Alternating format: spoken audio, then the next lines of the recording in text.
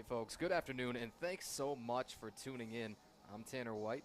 If you haven't heard, Kalamazoo football alum class of 2022, it was another absolutely chaotic one last week here on Angel Field against Austin College. They came all the way from Sherman, Texas, and it was a 26-20 win that came down to an onside kick with 48 seconds left, recovered by Kalamazoo's Jonah Spates to put that game to bed. Jonah also had himself a big day through the air, but we'll get more to that in just a moment.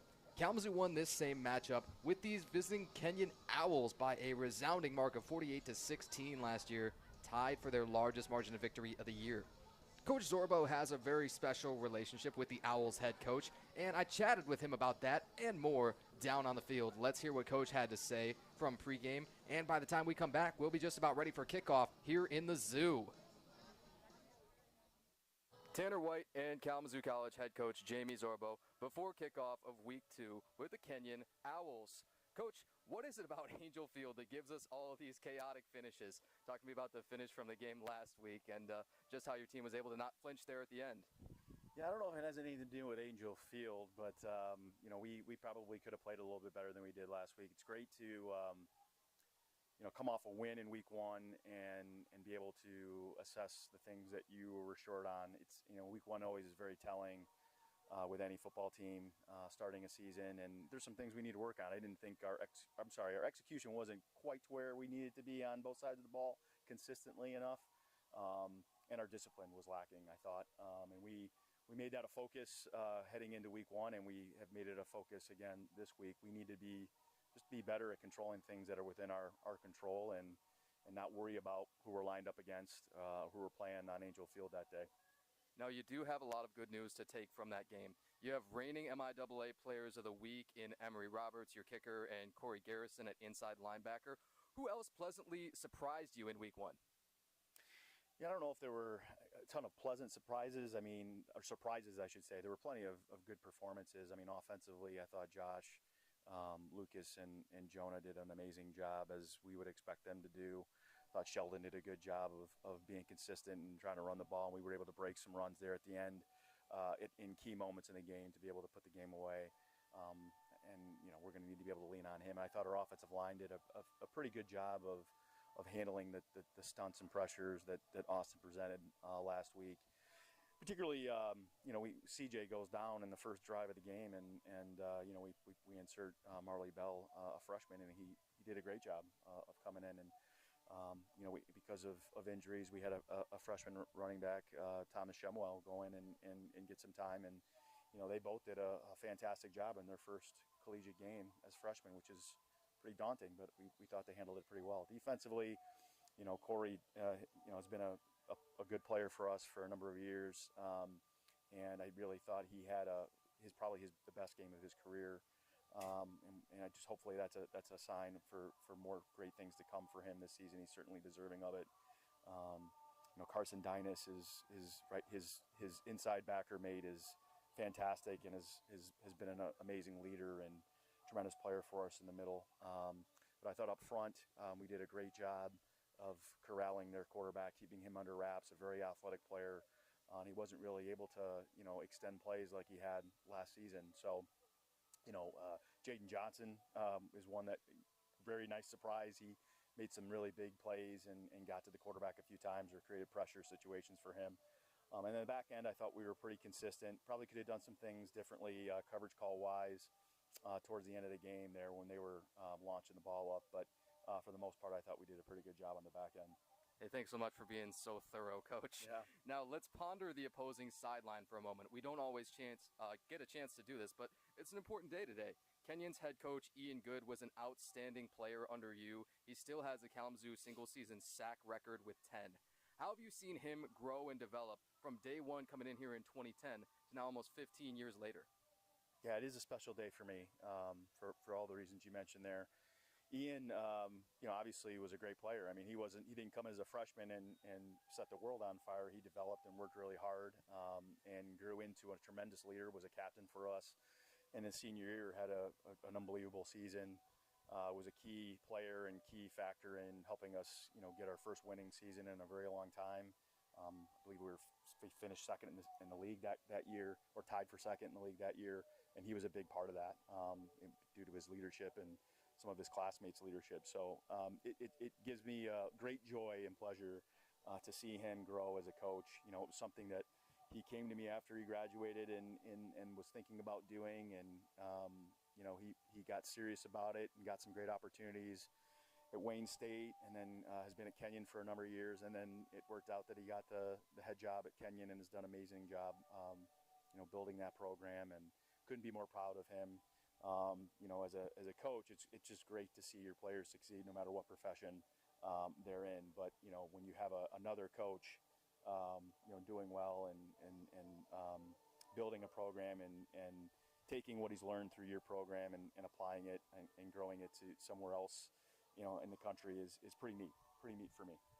Yes, sir, absolutely. As always, you know we're going to wrap with keys to victory. What do you got to do to go 2-0 today against these Kenyon Owls? Well, I'm going to keep it pretty boring here, Tanner, and the focus has got to be on us. It's not about who we play today. We can't make it about who we play today. History, you know, doesn't play a factor into our ability to perform well today. It's all about the things that we can control, and we really need to focus on that. So our effort needs to continue to be superior. We have to do a better job with execution. We have to do a better job with our discipline and our energy as well on the sideline. So if we can be superior in all those aspects of the game, I think it's going to be a really good day for the Hornets.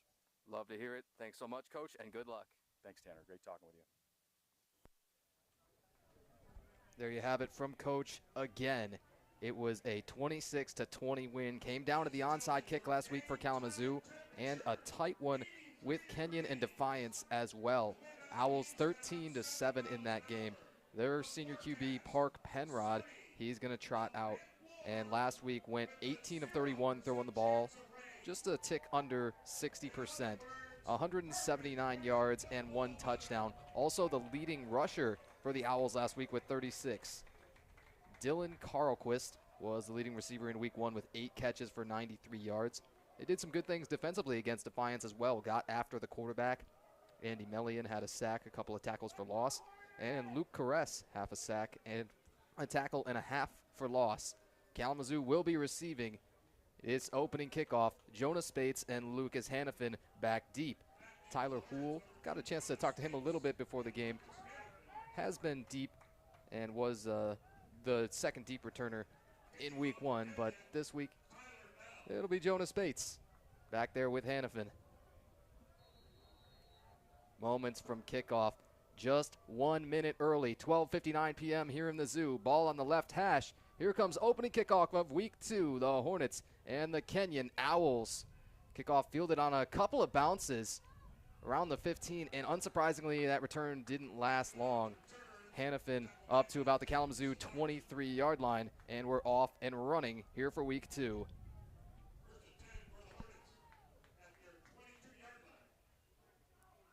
Looks like they might even give him just the 22. Kalamazoo, not outstanding field position, a little bit less than a touchback, but a kick that had to be fielded. Sheldon Riley was the bell cow in week 1 for Kalamazoo. Carried all but a couple of the Hornets' total attempts. Did Riley 19 carries, net of 62 yards, longest run of 14. They had to grind it out. Here for the first snap from scrimmage, it is Sheldon Riley over that left side. They run power his way on the very first play, and not a bad looking run. It was that change up front that Kalamazoo had to make really early on that you already see popping up here. Number 70, Marley Barrow Bell, slotting in at right guard for C.J. Aldred for the Hornets up front. Josh Nichols, the fifth-year QB, he's going to flush. He's going to loft one up for Spates, and a lot of grabbing. Hornets going to get a chunk here.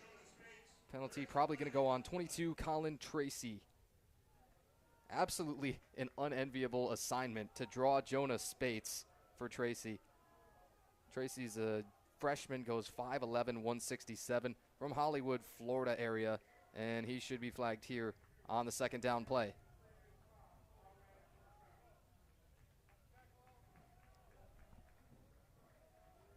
Jonah Spates last week had 8 catches for 135 plus a touchdown.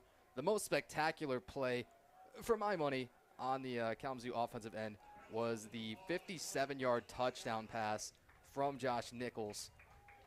Nichols rolled out way to his right, as he so often does. A beautiful improv job. Got to get these sticks moved on the sideline, by the way. That far sideline took a moment. Offense is ready, but chain gang getting there. First down via penalty, and Kalamazoo now motioning Nate Clark to the right. Go little stick concept, and it's caught. Another first down on the first, Lucas Hannafin.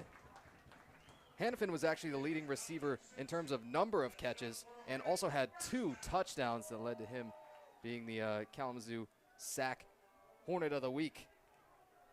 11 for 118 and 2 touchdowns for Hannafin. The longest catch, just 23 yards. Hornets in a shotgun doubles look. Nichols gets flush, picks up a huge block from Sheldon Riley to clean up the rush. And the ankle's nipped. Nichols trying to fall forward for the first down, going to be just a yard short. Fantastic offensive start, though, for Kalamazoo. Second down, 1, already well beyond midfield here at the Kenyon 45. Kalamazoo goes trips. Clark, the tight end, is that number 3 or inside receiver there to the right. They'll run Riley. Riley with tons of room. Sheldon Riley right down those hashes. One more stiff arm. Touchdown Nets. Sheldon Riley got it done the hard way.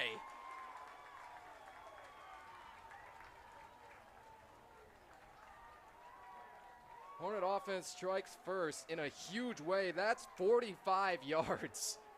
Right through the heart of the defense. Career long run for Sheldon Riley. Wake up, people. 1:03 p.m. and the Hornets are on the board. Emery Roberts to tack on the extra point. Dawson scooping to hold.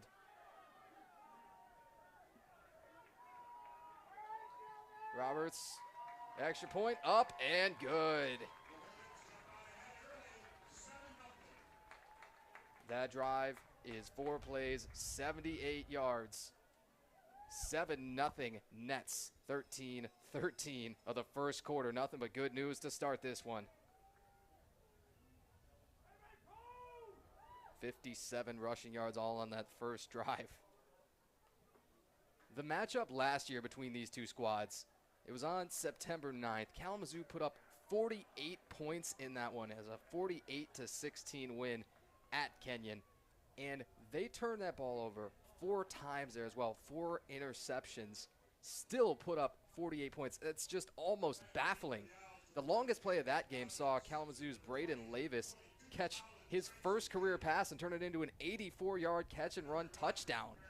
So Kalamazoo's no stranger to putting up big plays against this Kenyon defense. Hornets also rushed for 3 touchdowns in that game, threw for 3 touchdowns. There was just a ton to like. Henry Wendorf started that game for Kenyon last year. It's Park Penrod this year who's been given the keys. Penrod appeared in all 10 games last year, and in the Kalamazoo matchup completed just 2 of 5 passes.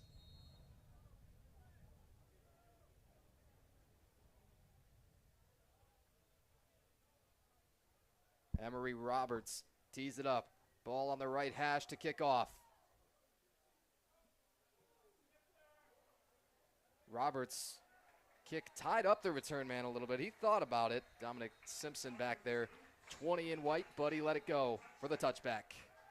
Kalamazoo's kickoff unit always races to the end zone, trying to demonstrate that superior effort. And Coach Zorbo talks about that ad nauseum, if you will, in special teams periods.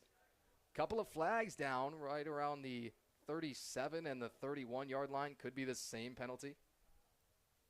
Could also be different ones.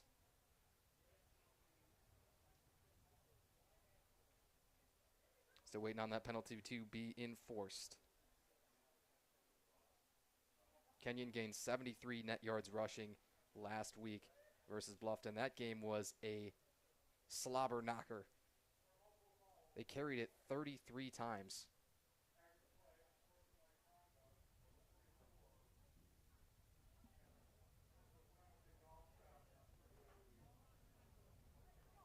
Took a while to get that whole announcement out, so they're going to say offsetting unsportsmanlike conducts, it appears.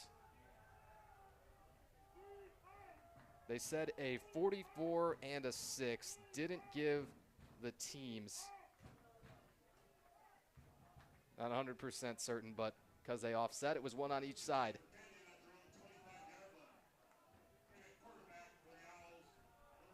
Park Penrod trotting the offense out after an inauspicious defensive start for Kenyon. They're going to have similar offensive looks to Kalamazoo in a lot of ways. The running back does start in the pistol here, but 1 tight end, 3 wide receivers. Looks a lot like Kalamazoo.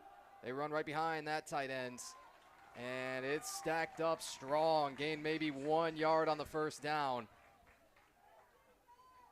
A swarm of Hornets. Dylan Gackey, Adam Stapleton, Nolan Janiga from the nose spot. Just about everybody getting in on the tackle. And that's what you love to see in the camera frame. 11 orange jerseys all to the ball. You'll hear that in almost every film session. Officially a gain of 2 yards. Kalamazoo in the odd front. Penrod on the second down. Drops back. Wants to tuck it and is sacked in the blink of an eye. That took no time at all. Jack Duggins off the edge and first sack for the game. I didn't even get a chance to talk to Coach Zorbo about the dominance of the defensive line last week, but Kalamazoo's D-line, aided by Jaden Johnson's first 2 career sacks, pulled down 6 total, and it had been a long, long time since Kalamazoo had put up a number like that. Now backed up with a 3rd and long coming. Call it 11 yards. Park Penrod. Penrod got a man down the seam, and it's jarred loose. That's a huge play from Ronnie Spencer to rip that thing out. It's a well-thrown ball, too, for Carlquist. Hornet defense going to force a punt after they had just scored that real long touchdown run from Sheldon Riley. Nothing but good news. After that Jack Duggins sack, it's everything going the Hornets' way early on.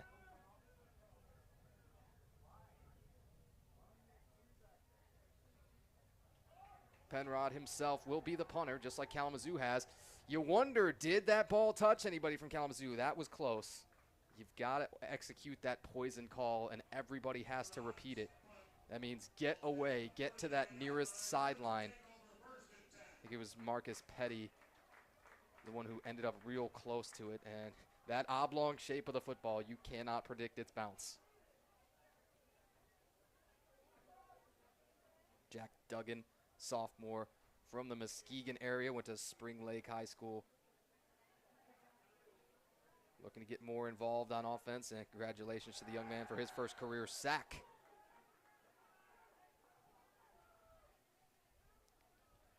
Hornet offense back to work. Just shy, a single yard shy of midfield. Nichols to get it out quick, complete for Hannafin. And how many times did we see that last week? Well, 11. Hannafin with 11 receptions, 2 of them for touchdowns. Both in the red zone.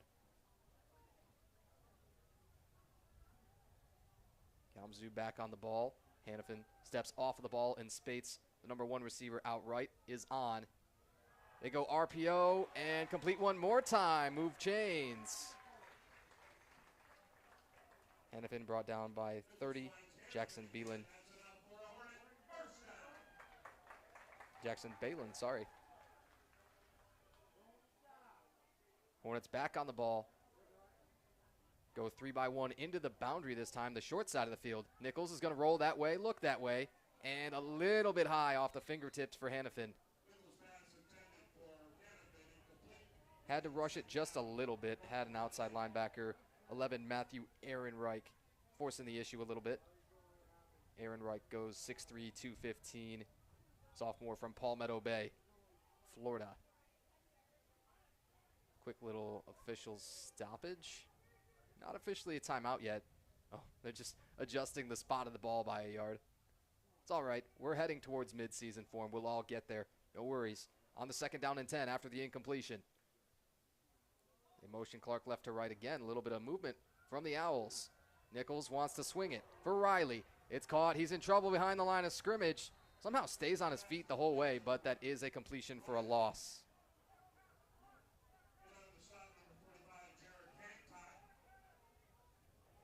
Jared Hancock credited with the stop there.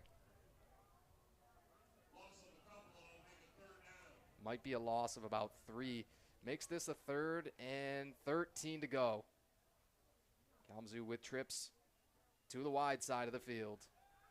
Nichols looks to the solo receiver, Spates, and not quite on the same page and incomplete. Spates broke that route off to the sideline and sat down a little bit. Nichols throwing it as if it's going a little bit more vertical.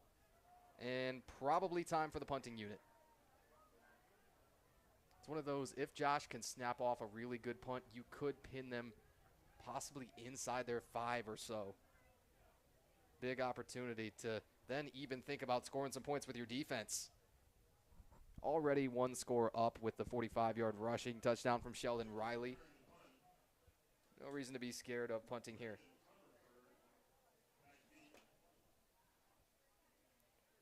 Brendan Comerford is back to receive the punt. Actually, a 2-deep look. Don't often see too many teams play this against Kalamazoo. A very safe look from the Owls as well. Nichols snaps off a beautiful spiral punt, and the roll goes back just a little bit, still down inside the 10. Any way you slice it, fantastic. When you review that special teams film, that's big points for Nichols.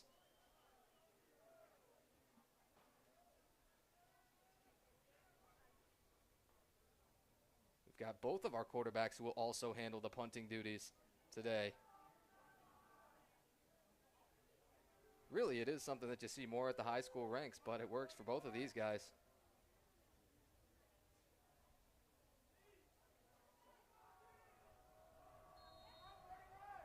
Second drive for the Kenyon Owls offense. In a gun double set. Now they motion to empty with the running back splitting out wide. Penrod with nobody and flips a pass short. Caught. Brendan Comerford.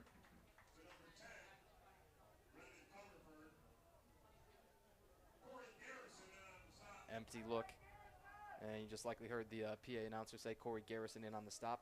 Remember, him and Emery Roberts, the Hornets kicker, are reigning MIAA Players of the Week, defensively and special teams. Another motion, right to left from a receiver. Run off left side, and maybe no gain. Carson Dynas, the heart of that Kalamazoo defense. Holding up the finger, showing third down.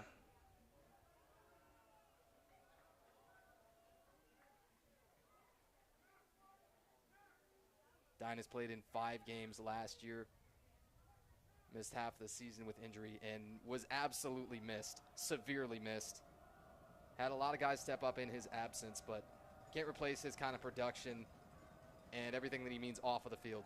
Trips to the right side. Penrod steps up. In a little bit of trouble. Stiff arm from Dynas, and everybody cleaning it up. 4th down. Hornets going to force another punt.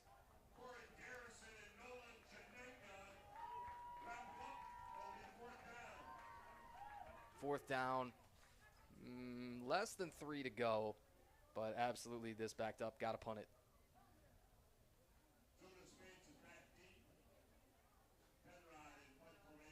It's a 2 personal protector look, and then spread sort of beyond that with 3 wide receivers, essentially. Penrod for punt number 2. A low one. Spates going to let it roll. Heading out of bounds. The roll is good, and Spates claps his hands together. A little bit frustrated. You'd like to field a punt like that, save some field position if you can fair catch it. Such as football. It's still not bad field position. The Hornets are able to take over here at about the 38.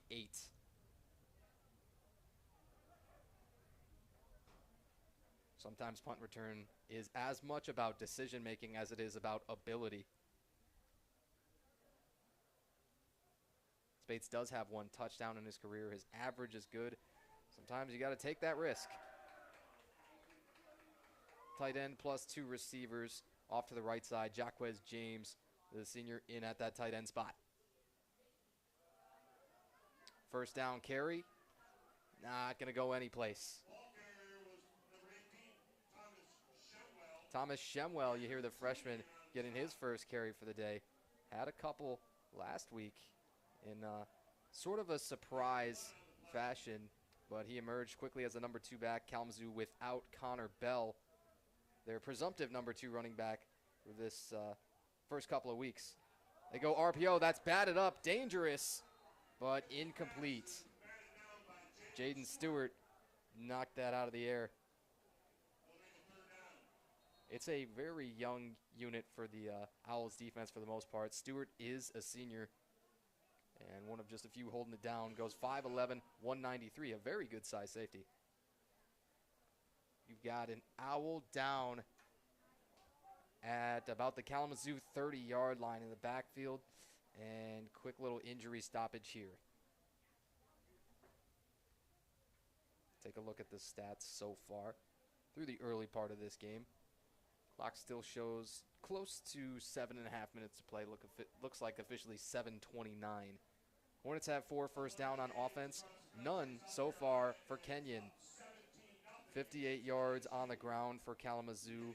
4 complete passes, so the balance is just about perfect there between run and pass.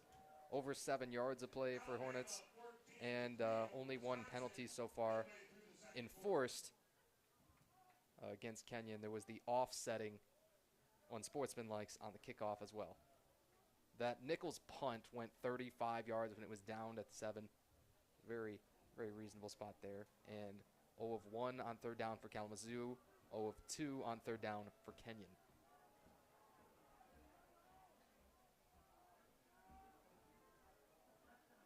Kalamazoo's got another 3rd and long to try and pick up. They still have the tight end as that number 3 receiver, or the inside-most guy to the left of the field. It's Jaquez James lined up there this time. Then Devin Yankee and Lucas Hannafin as your other 2 receivers to the left, with Spates, the solo receiver, on the right. I will stand up everybody on that defensive line. They rush just 4. Nichols with a little bit of time, pulls it down, got some room. Nichols, a juke back to the inside as he falls forward, and a little bit short of the first. It's that gray area, and I think they're going to go for it. Kalamazoo might be bringing in a couple of big bodies, maybe showing what they're planning. It's Nate Clark and Andrew Durbin to come in. Nichols up under center. He's flanked with Shemwell. About the heaviest set that you'll see from Kalamazoo. They tried to shift and had too many in motion.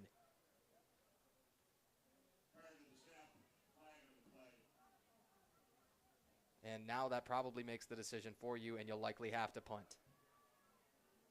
It's a shame.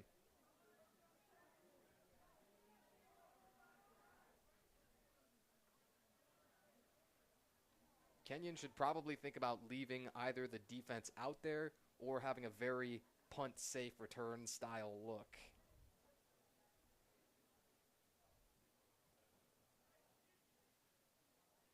Coach Good coming out right to the edge of the numbers and arguing a case a little bit. Tough to say.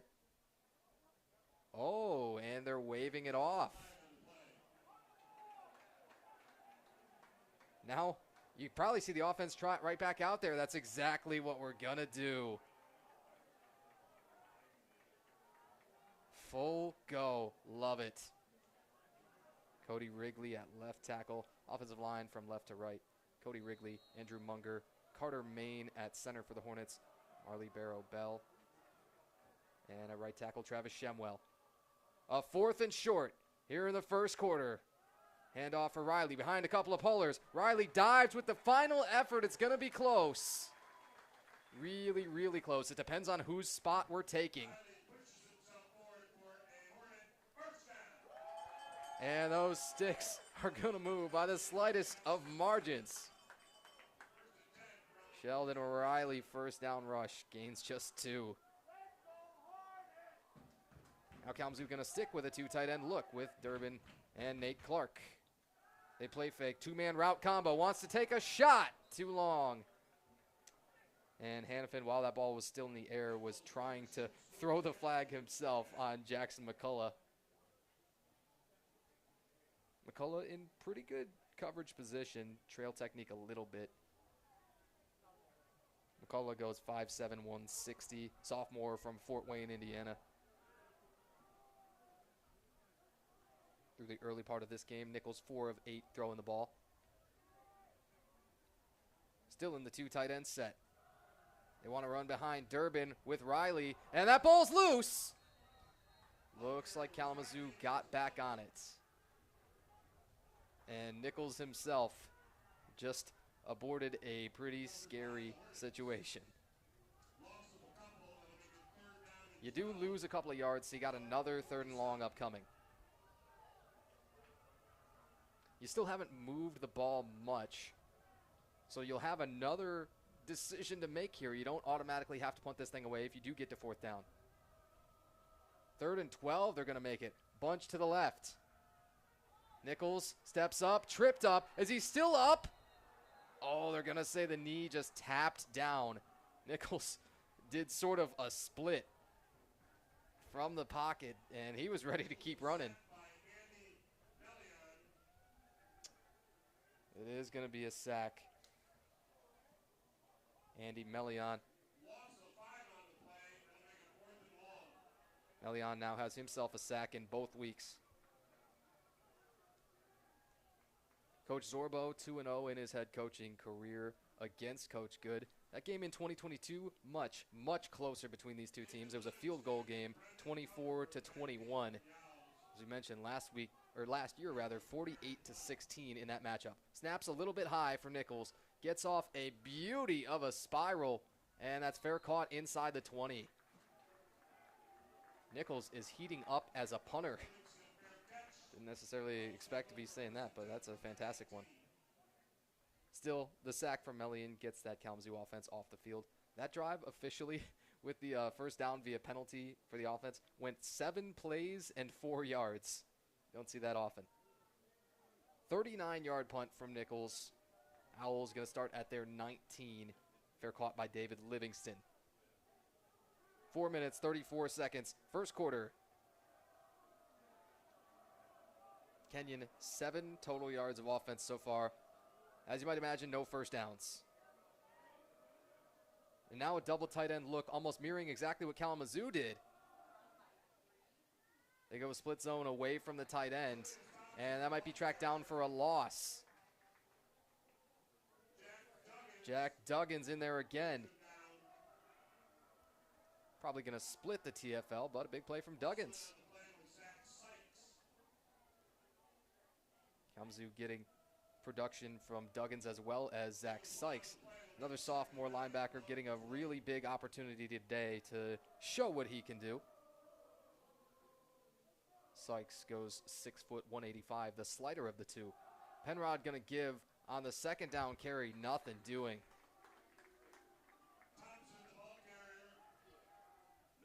Owls going to have to win this game through the air from everything we've seen here in the first quarter. Rely on your senior Park Penrod to air this thing out.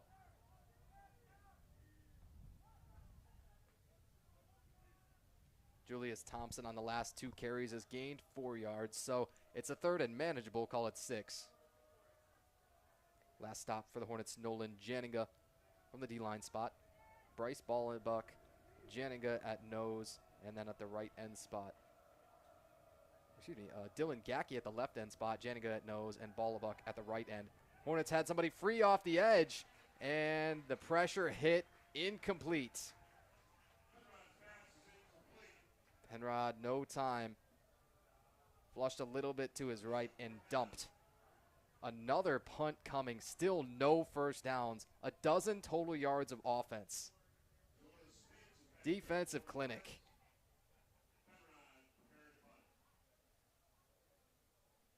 And the Hornets bring 5 there on that 3rd down. Like to see it. Don't give quarterbacks too much time to make plays. Hornets show some pressure on a punt rush.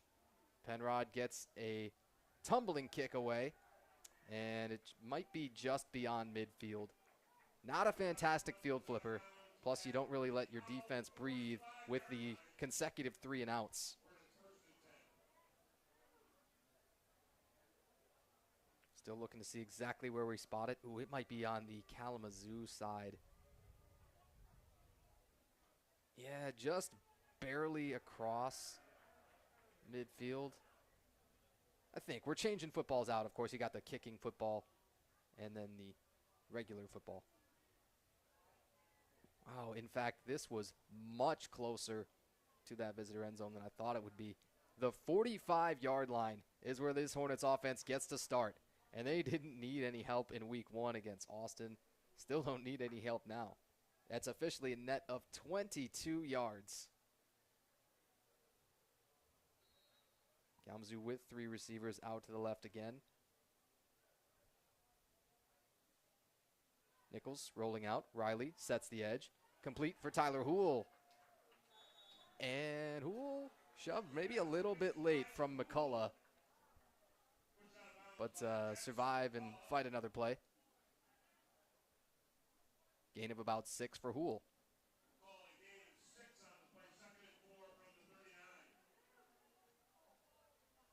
Houle last week caught 4 balls for 25 yards. A little bit of early movement from the Owls again. They get back on side in time and complete. Oh, just out of the grasp of Hannafin. Ball a little bit low.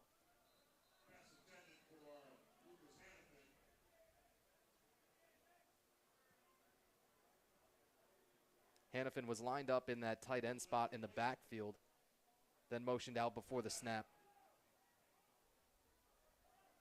Got the leverage that they wanted, the throw just a bit low, tried to scoop it off the turf. Another 3rd down coming up for the offense. Been a little bit quiet since that long rushing touchdown from Riley to start it off. 3rd down, 4 to go. And Riley going to carry on the left side. Got a lot of room. 1st down and more.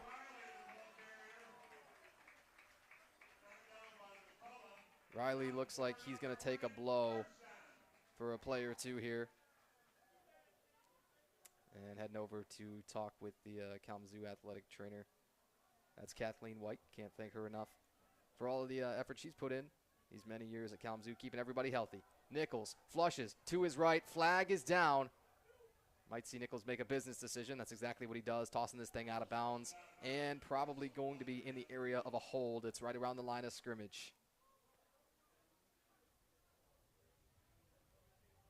That 3rd down carry on a 3rd and 4 went for 9 yards. Love the confidence of the offensive play calling to be willing to run the ball in that situation.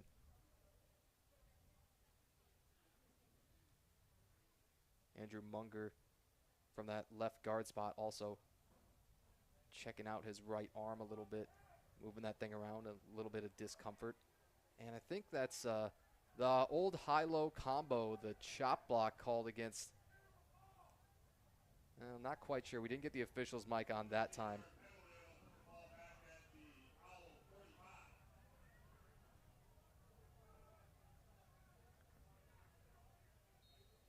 Kalamazoo 15 yards backed up after, we believe, the chop block. 25 yards to go for the first. They're going to go screen. It's complete for Shemwell. Shemwell hesitated a little bit with some blocks out front and maybe turned that into a shorter gain than it could have been.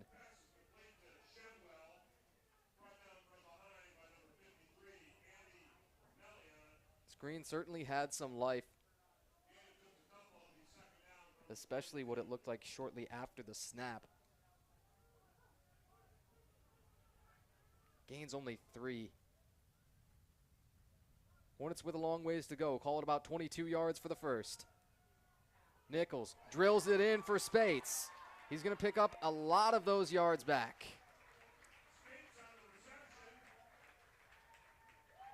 That certainly helps. Under a minute here for the first quarter. Nichols is able to stand tall in that pocket. That's complete for 17. Dominic Simpson on the stop.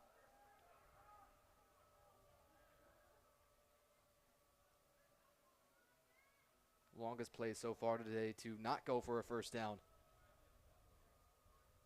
We'll call it now 3rd and 5, where it's got a good chunk. Nichols, boots left again, and complete for Hannafin. Move those sticks again.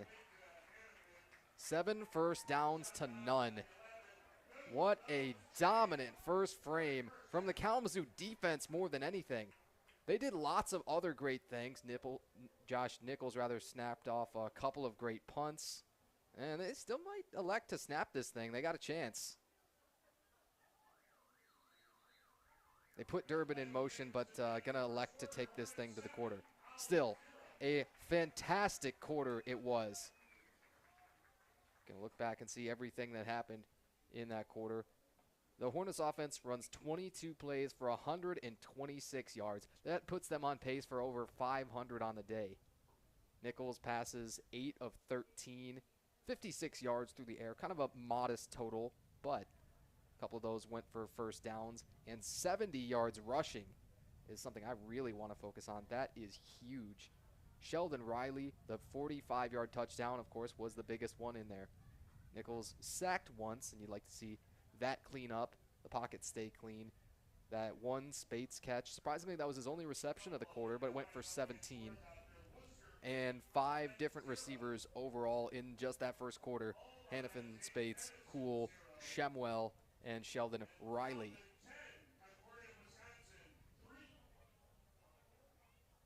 Riley was the one credited with the fumbles as well, but of course Nichols aborted that by getting on it. Also had Jack Duggins get his first career sack. Ronnie Spencer with a PBU. Just about everything working right so far. Kalamazoo even had an extra point blocked last week. That made it a 6-point game instead of a 7-point game at the end of it. And Emery Roberts was good on the first PAT today. Nichols an average of 37 on his punts, both of them down inside the 20. Kalamazoo defense, you truly couldn't ask for almost anything more from them. Park Penrod, 1 of 3 throwing the ball for 5 yards, and the net rushing is 6 yards for the Owls. Almost nothing at all to speak of offensively for them. Still no first downs. Kalamazoo with another great drive. They got a 1st and 10. Can get another first down inside the 6-yard line or so. Start with Riley on the first down. Not going to go anyplace. Riley is thrown back there by 66 Tanner Smith, freshman from Lebanon, Ohio, 6 foot 246. It's a lighter, quicker defensive front for Kenyon than you'll see most other places. Probably plays to Kalamazoo's advantage, going with Marley Barrow Bell, the monster freshman, over 300 pounds. Nichols to take a shot over Hannafin a little bit, and double coverage there. 3rd down and 10.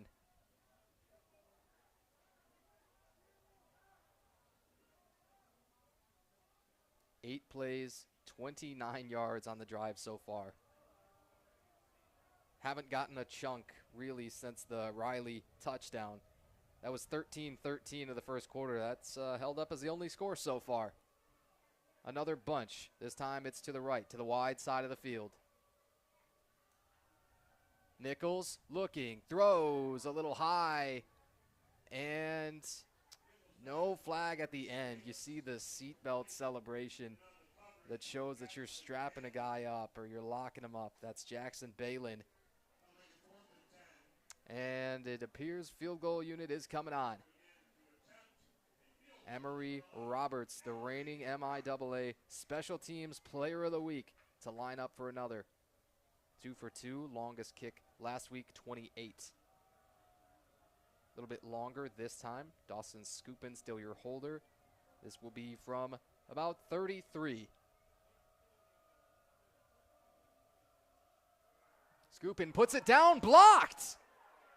Roberts got another kick blocked. That's 2 in 2 weeks. Scooping the holder, got back on it, but it's turning into a problem.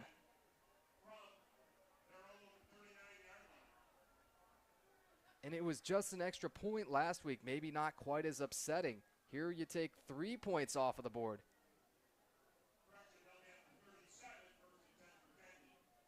Kenyon gets a start at the 37. That's a stop for them. That could swing this game dramatically.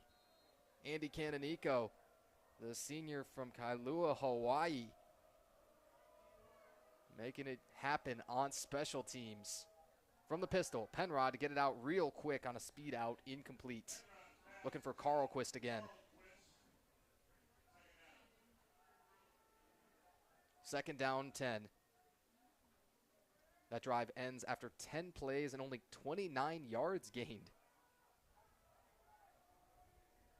Vastly different from the first Kalamazoo possession, as has everyone since. Just got to right the ship. Get a stop here and get the ball back quickly. Gabe Olivier in at the outside linebacker spot for Kalamazoo. Overhang linebacker on that right side. Olivier coming on the rush this time. And a flag down. It's in the pocket near the quarterback. Could go either way. We'll see what this is as it's enforced. It should be a short gain before that, about 3 to 4 yards.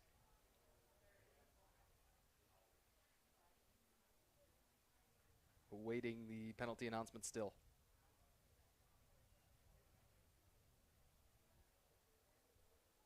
Brennan Panucci in right now along that Kalamazoo defensive line at the left end spot. A senior goes 6 foot 240, North Muskegon product.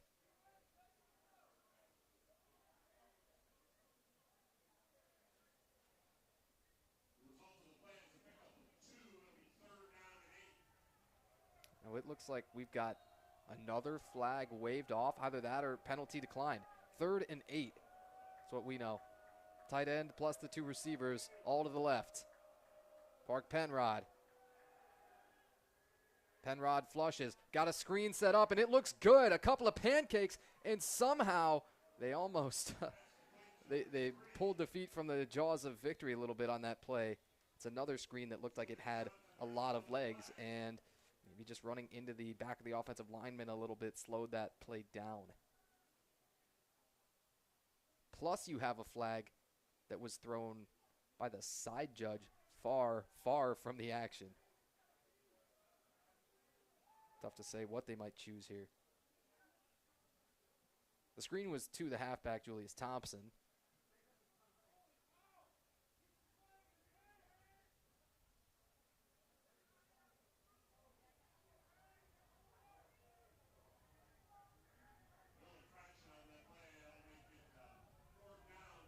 Looks like you have another one waved off.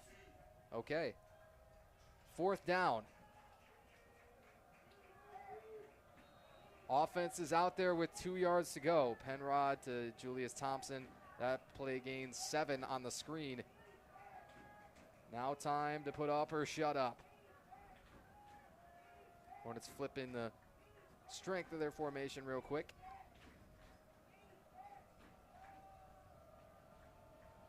Marcus Petty down in the box now in that overhang spot on the left side. Kalamazoo bringing everybody. Penrod's going to quick punt it.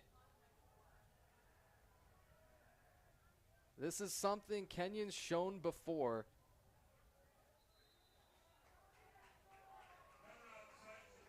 Obviously, Penrod as their normal punter, but he's also lined up as a quarterback, and then sometimes they shift to or just from their normal offensive sets, let him kick it. The rollback worked in Kalamazoo's favor, so their field position a little bit better than it could have been. If you had asked me what the play call was going to be on that 4th down, though, and given me 100 guesses, I don't know if I would have guessed quick kick any one of them.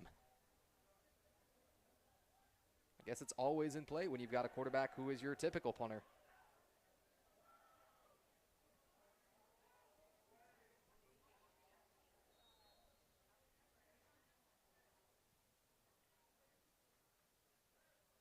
Owls show 6 bodies up across that defensive front. Bail one out late. Nichols goes RPO for Spates, a really dangerous one. Now Spates takes it up that sideline. Just how you drew it up. Matthew Ehrenreich almost undercut that thing, and he could have taken it back to the house. Instead, Spates salvages a great gain on the first down. Shemwell back in the gun with Josh Nichols. Clark, the tight end, the number 3 receiver. Nichols moving to his left, another short gain, complete, and a big shot after Aaron Zekman caught it. And now you've got the DB down on that side, McCullough. It's on that Owls sideline where their trainer can hop out immediately, but McCullough clearly not feeling so hot. And another Owl maybe down Canonico. This is a huge beat in the game. Could turn around really quickly.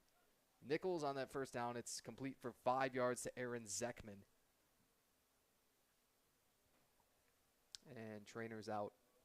Looking at a couple of Owls right now. Zekman had just 1 catch last week. Went for 14 yards and a first down, though.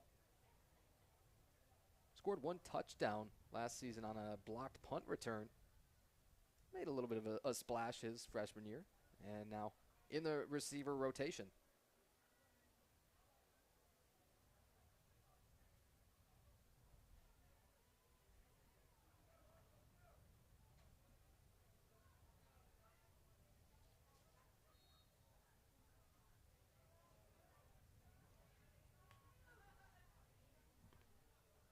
After the injury stoppage, Kalamazoo back in a 3-by-1 look to the field.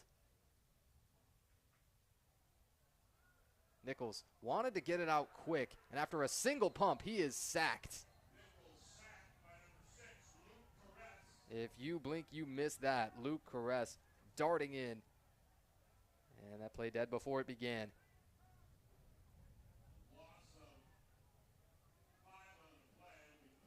Another 3rd and long coming. It's not the situation that you want to live in. Your defense has been fantastic. You can always keep that in your back pocket. Say, well, if we have to punt here, we feel really good about our defense getting a stop. But you'd love to get up a couple of scores and do it quick. Nichols, 3rd and 10. Still trips. Pulls it down again. Flag out again. And because it's in the area of the quarterback, you feel like this one is probably on the offensive line.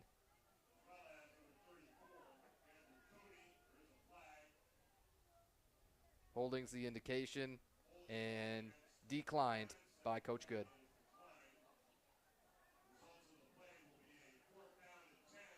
Two 1-0 football teams. Kalamazoo with a 26-20 win, and in fact, Kenyon with a 6-point win of their own, 13-7 over Defiance week 1.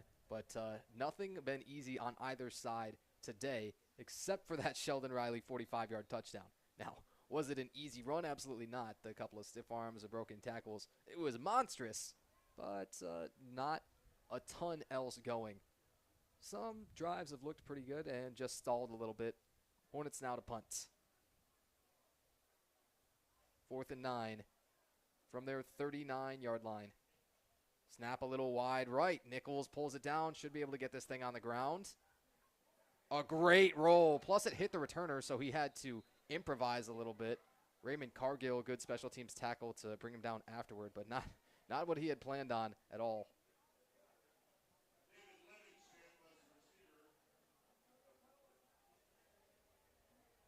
Livingston somehow gained something positive out of that when he had probably no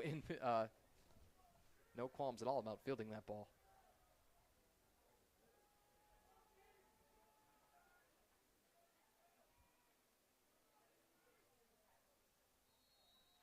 That drive took under 2 minutes for Kalamazoo. 4 plays, 21 yards. A slower offensive second quarter. Still lots of time in it. 11:07 showing. Kenyon to start as they motion to empty again. Completed a short pass from this look their first time. Penrod looked left, now rolls right, and the ankle pick brought him down. Panucci and Dinas Both got a little piece.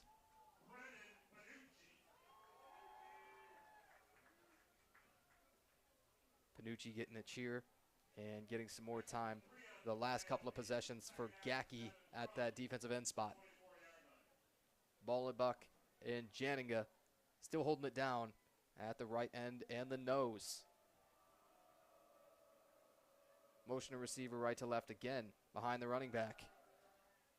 Speaking of, carry and a real short gain. Swarm of Hornets there again. Among them, Gabe Olivier. Third down, medium.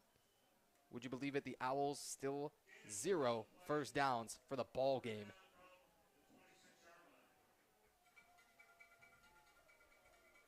That's 8 carries for 11 yards, 3 completions for 14. Suffocated so far by this Hornet D. A big third down upcoming. Park Penrod gets it out quick, complete, and enough for the first down. Brendan Comerford.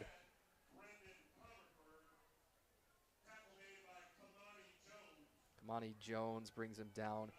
Comerford now is the first Owl with 2 receptions in the game.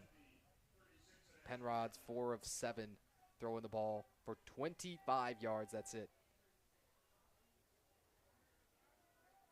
And the 11-yard pass play there, in fact, their longest play of the day. Shocking, in a way. Running back in the pistol, gun double sets. Give on the first down. And it's a great job by the left tackle, Max Polio, trying to carry the whole pile. As the running back's in front of him, he sort of turns his back to the line of scrimmage and tries to carry everybody along with him.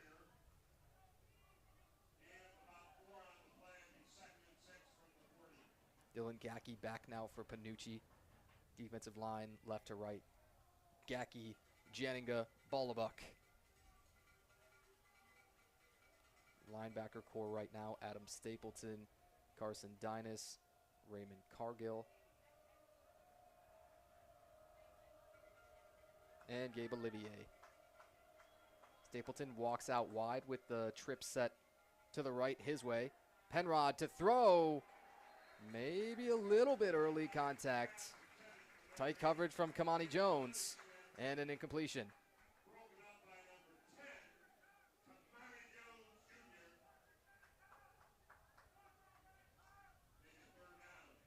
Big PBU brings up one more third down.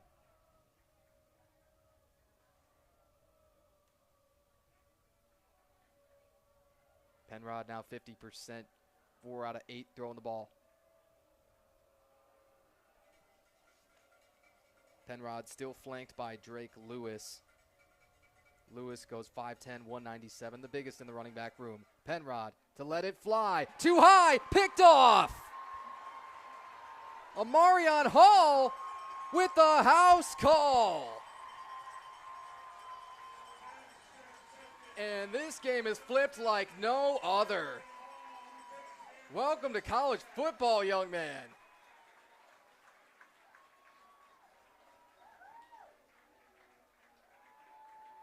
An ill-advised pass. Penrod no chance to chase that down. And a great convoy out ahead. A pick six. 51-yard touchdown by Amarion Hall. Now, Hornets got to tighten up interior on this PAT field goal unit. Had a kick blocked earlier and had one blocked week 1. Roberts, extra points. Came off a little funny, a little bit low. It is good. 14-0 Kalamazoo off a pick 6 from Amarion Hall. He had just checked in that play before, and no better time. Hall, a freshman from Indiantown, Florida, 5'10", 165, out the gate, and he knew what to do with it the moment he got his hands on that football.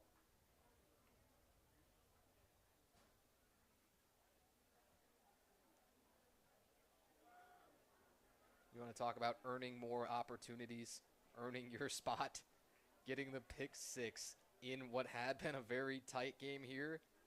Unreal. That is a core memory, something you'll remember for a lifetime.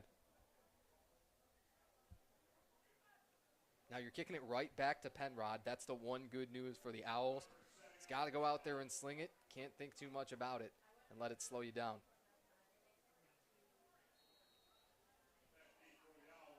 Owls offense got the one first down on the last drive. It almost felt like things were turning around a little bit.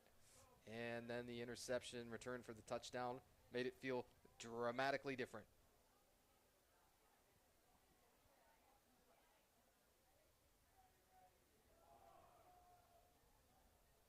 Emery Roberts back to kickoff.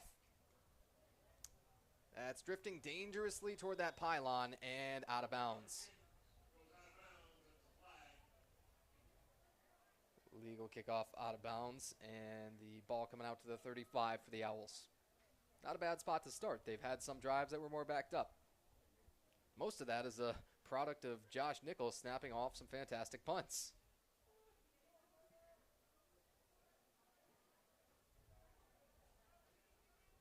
If you could take the 35-yard line every time, you'd be happy with it.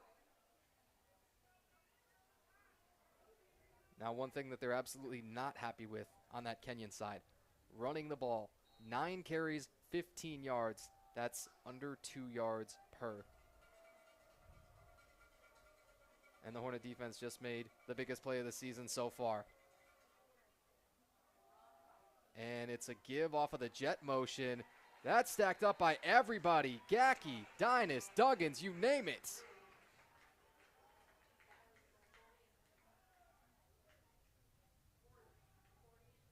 A great looking run stop again on the first downs.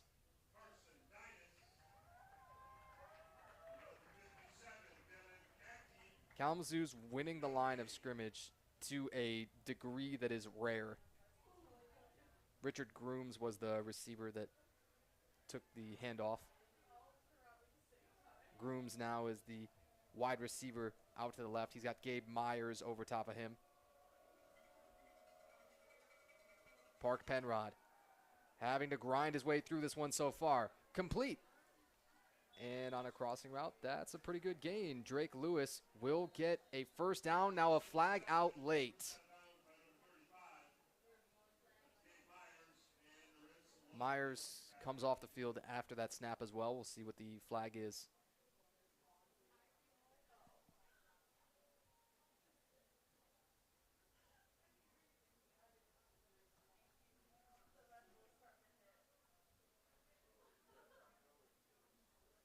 Lots of long conversations with our officials here.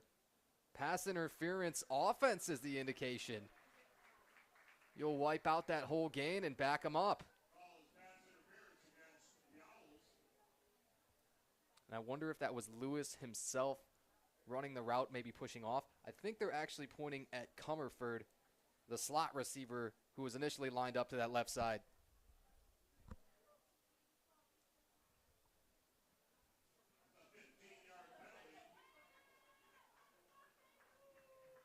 Wipe that whole gain out and get backed up 15 yards. That's an ouch. Second down and about a Route 66 or so to go. Wipe out the 11-yard gain to Drake Lewis. Park Penrod has not caught a break yet so far. Still forced to sling that thing. Penrod, 3-step drop. Lofts it with some touch. In double coverage, it's tipped away. And maybe if Jackson Mitchell had let that go, it could have been an interception for Kamani Jones, rather. Still, PBU is a PBU. And phenomenal coverage position.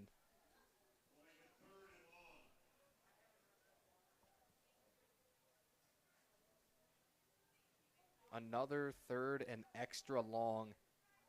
Most of the third down plays have been pretty manageable, and yet just the one conversion so far, 1 out of 6 on third down for the Kenyon offense. Gun doubles. Park Penrod gets it out complete. Oh no! Mitchell rocked him.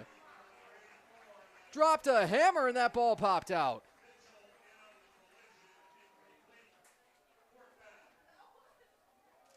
Got to take him out of play. He is flat.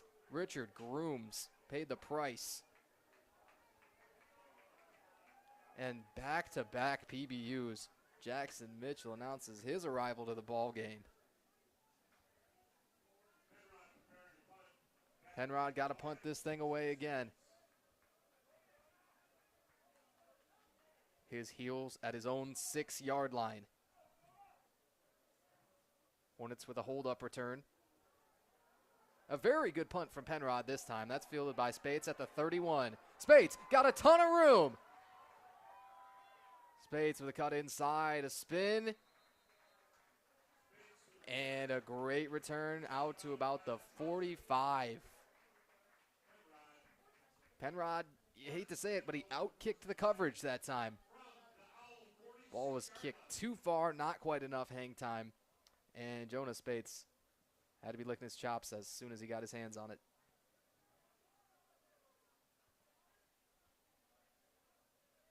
Kalamazoo skill out right now. Zekman as the wide receiver now lining up to the right. Devin Yankee, the number 2, and Nate Clark, the tight end, the number 3 to that side. Hannafin, the solo receiver to the left. Oh, now you go 4x1, a little quads look with Riley. Empty for Nichols. Now they motion Riley. He runs a swing and up the ladder too high for Hannafin. Seen a couple of those today. 10 of 18 throwing the football, still over 50%.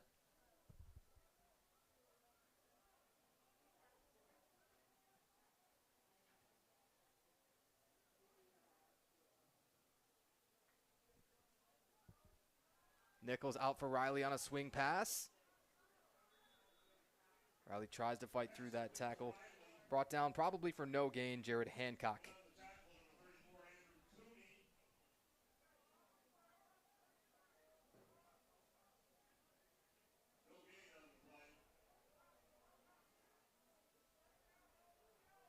It will be no gain. 3rd down, 10. Still trips to the wide side of the field. Lots of space out there to work with. They motion Clark in a little bit. Now he sets up as the inside most receiver. Clark helping out on the protection. Nichols rolls the other way and slides. Something you'll rarely see from Josh, but business decision.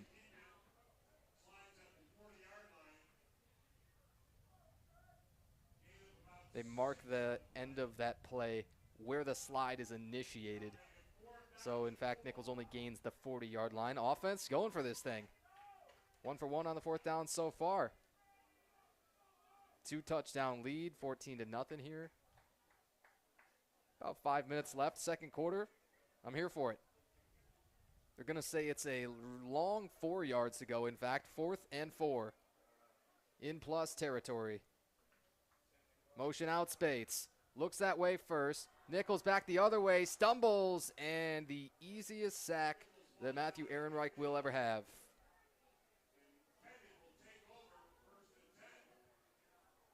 Offense coming off after the sack there on 4th down. A worthwhile try to go for it. Ball should be right about midfield. And still, the context is your defense for Kalamazoo has been so good throughout this entire first half. You're not worried. You're not worried about giving the offense a short field. 21 plays for the Owls offense, 39 total yards of offense, still under 2 yards per play. That's dominance. Can't say start to finish yet, but it's a great start for sure. That might have just ended. Drake Lewis finally gets the wheels turning. He carries out near the 35 and by far the longest rush of the day. Jalen Bowles-Swain, the DB, to bring him down.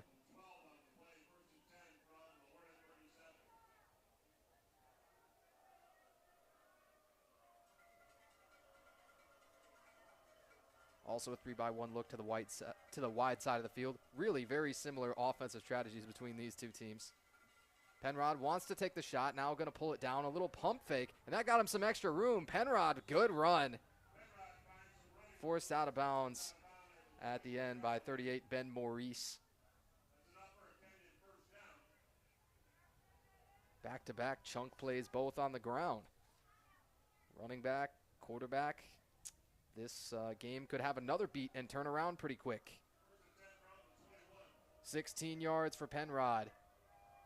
Ball's now on the 21 of Kalamazoo. Zone run. Lewis bouncing off a couple, and he's finishing every run now. He's heading downhill with some authority. The inside linebacking tandem between Garrison and Dinas in to stop that.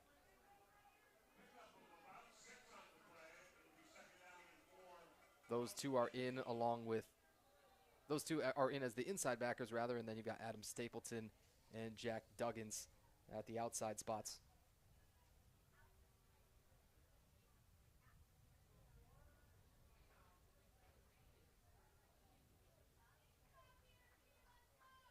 Penrod is coming out right here. Did the helmet pop off or something in that range?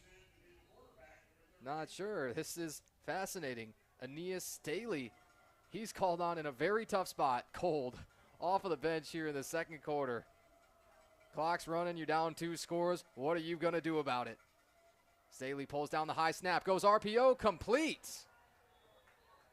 He's going to thread the needle, that's what he's going to do. David Livingston down inside the 5-yard line.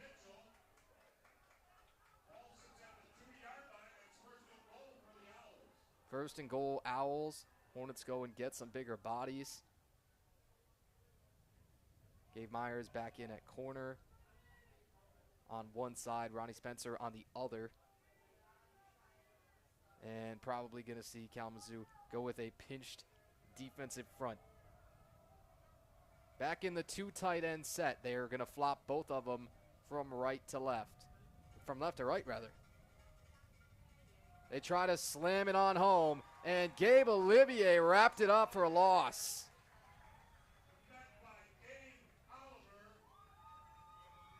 Takes a while to pull everybody off of that pile.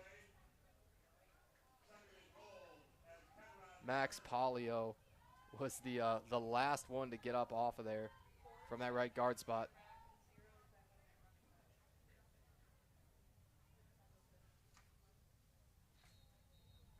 Polio, as well as the right tackle, Caleb Kirkpatrick, over there on that right side, got to be ready. Run's probably going their way. Not quite yet, though. The timeout is called here before the second and goal snap. They got only 2 yards to go, roughly, but a loss on the last play with Olivier making the stop. This is the new 2-minute timeout you may have noticed across college football. Can't call it the 2-minute warning. I believe that's trademarked, but it means the same, essentially. You see an automatic stop. On a warm one like today as well, it's a pretty good time for it. 85 right now in the zoo, and high of 86 on the day.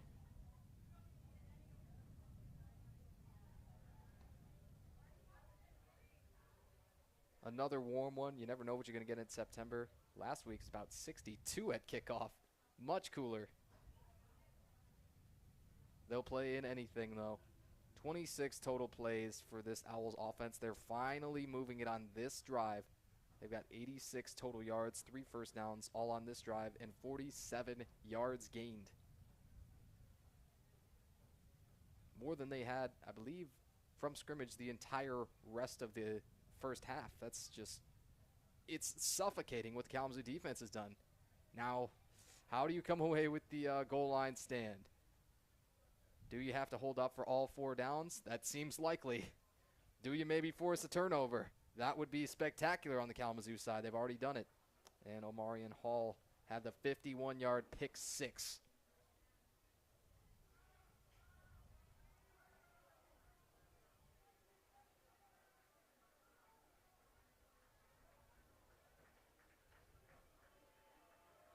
Now it's 2 tight end set, but it's a little bit different look. 1 to each side. Running back Drake Lewis. Offset to the left. Lewis up the gut. Stacked up again. Stapleton trying to rip that thing out. Dynas over the top. Garrison down below. And it's 3rd and goal. Very shortly, this question is going to become, who wants it more? Timeout taken again. Kalamazoo, probably however this drive ends, is going to have some time to mount a drive themselves on offense.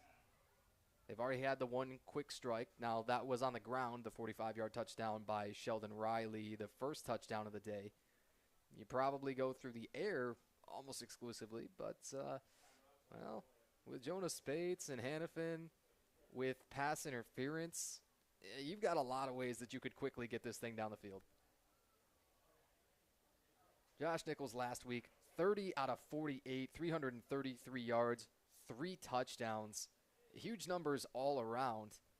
And the offense was just simply working, getting almost everything that they wanted against Austin College. Maybe the one big complaint is they didn't rip off a big run play like they already have today.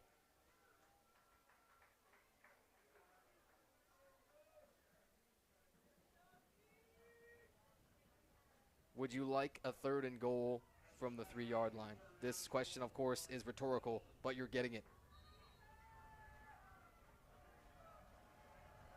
Still in that same 2 tight end set. Both receivers off to the left.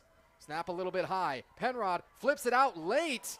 Mitchell gonna draw the flags. There's multiple out, and it should be both holds against the Owls to bring this back.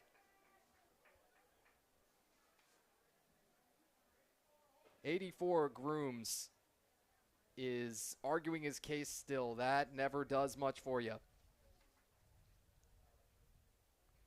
Had Jackson Mitchell wrapped up, and that's exactly what they're going to call.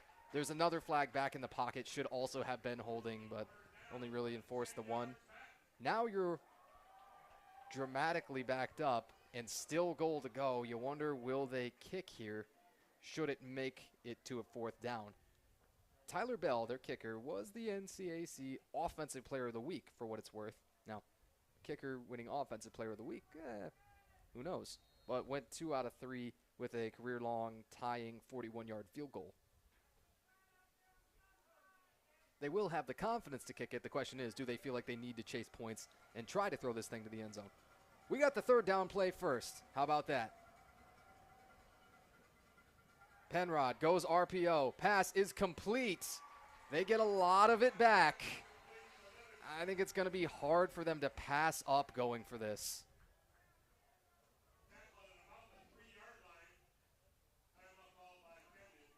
Kenyon calls timeout. You got 1 minute and 35 seconds still. Ball's at the 3-yard line. It's a really tough call. You can fully argue either side. In fact, you could do that for hours and hours. Based on history, based on how you feel about your guy right now, based on 100 other things. Ball's at the 3-yard line again. It's been goal to go this entire sequence.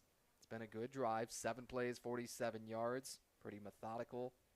You finally strung some first downs together. How strongly do you feel about your offense as compared to your kicker?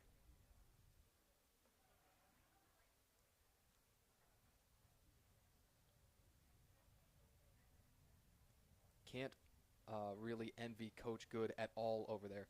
Year 3 for him as the head coach. Year 8 overall at Kenyon. Big opportunity for him when that opened up. Hasn't panned out in all the wins that he would want to yet, but program that many people would probably agree is on the rise, and they've done some good things today. Now, when it comes down to scoring points, how do you get that done? They've got the offense still on the field. They're going for this thing, at least going to show it. Maybe try and draw somebody off, get half the distance closer. I think they're just going pedal to the metal with it. On the 4th down try, Penrod to throw, rolls, getting closed in on, got to chuck it up, incomplete. Turnover on downs and another red zone stop. With just 1 minute and 28 seconds. Now still Kalamazoo is way backed up on offense, but if they want to try and force the issue, if they think, hey, we need at least a field goal to get up 3 scores here, they can do it. Just got to be mindful of the first play or 2 that you run from scrimmage. You have to get out of your end zone.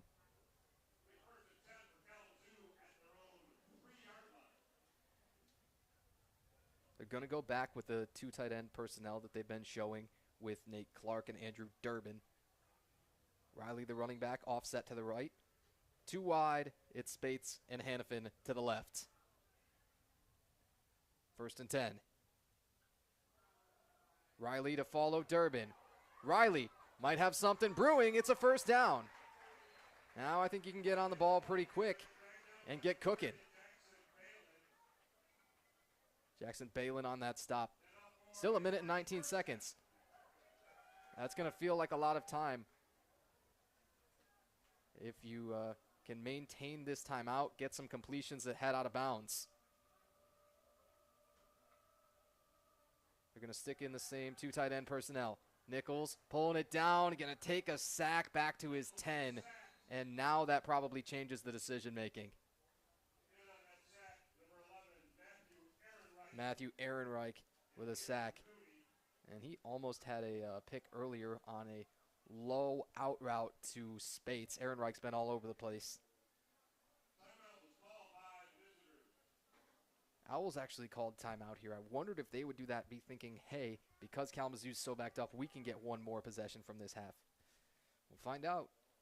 Matthew Ehrenreich and Cooney are actually going to split the sack there. That timeout's called at 1 minute 3. If Kalamazoo changes their mind a little bit here, you can just run this ball once or twice and be out of here. Just had the announcements from the officials, Mike, that we're adding 4 seconds back on, 1:07. Now that probably works in the Kalamazoo offense's favor, you would think. Having a couple more seconds to get into field goal range or to take a shot to the end zone if you get close enough to start thinking about it. This play, backed up with a 2nd and extra long, will show you exactly what the philosophy is for the rest of these 67 seconds. Nichols from gun doubles. Owls walking up a couple of linebackers. Nichols is going to throw, gets it out quick. Hannafin wasn't looking for it, and incomplete. Now as the clock is stopped, you would almost recommend throwing the ball again.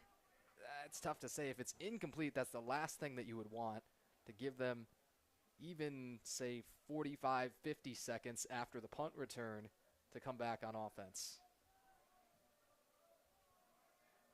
Lots of things to think about for Zorbo and the staff. 64 seconds till the half. Nichols drops, gets it out. Dangerous! Off the hands of McCullough, and that should have been a pick 6 the other way. Live to fight another down. But that was spooky. Punt unit comes on. Nichols will punt this thing from zone end zone. Incomplete for Houle on the 3rd and 16. Now a 4th and 16 coming, and still sticking in that 2 returner look. Comerford and Jackson McCullough are your 2 guys deep. Scratch that. 22, Colin Tracy is the deep man on the right side of the field. Nichols rolls out, gets it off, low on the ground and hard. That ball's muffed. It's live. Still loose. A pile up. And the Owls survive. Now a little shoving match and an embellishment at the end.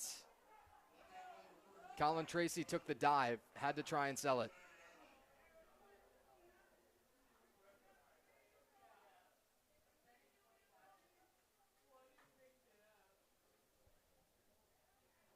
We'll take a moment to calm down here. 54.8 as the clock is stopped. Muffed punt leads to no further issues for the Owls, but it very much could have and changed this entire game. It was Dominic Simpson on the recovery to bail out the Owls. 2 wide receivers each way. Park Penrod. Penrod's going to step up, wants to run again. Penrod's got some space. And you saw Alex Pepin, pulling him up. Good news is tackle is inbounds. Clock does stop long enough to let the chain crew catch up. From the 39-yard line of Kalamazoo, Penrod to throw on an out, incomplete. Pepin over that way with some tight coverage. Intended for Charlie Taylor.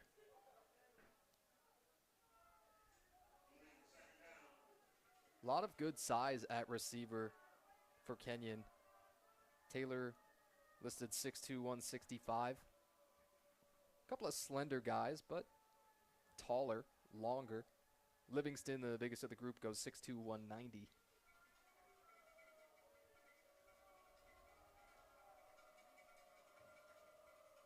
Noisemakers out. 2nd down and 10. Park Penrod, dangerous! And Pepin couldn't scoop it.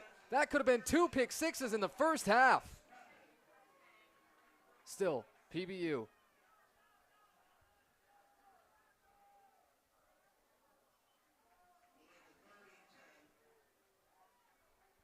Third down, 10 to go, 30.3 seconds.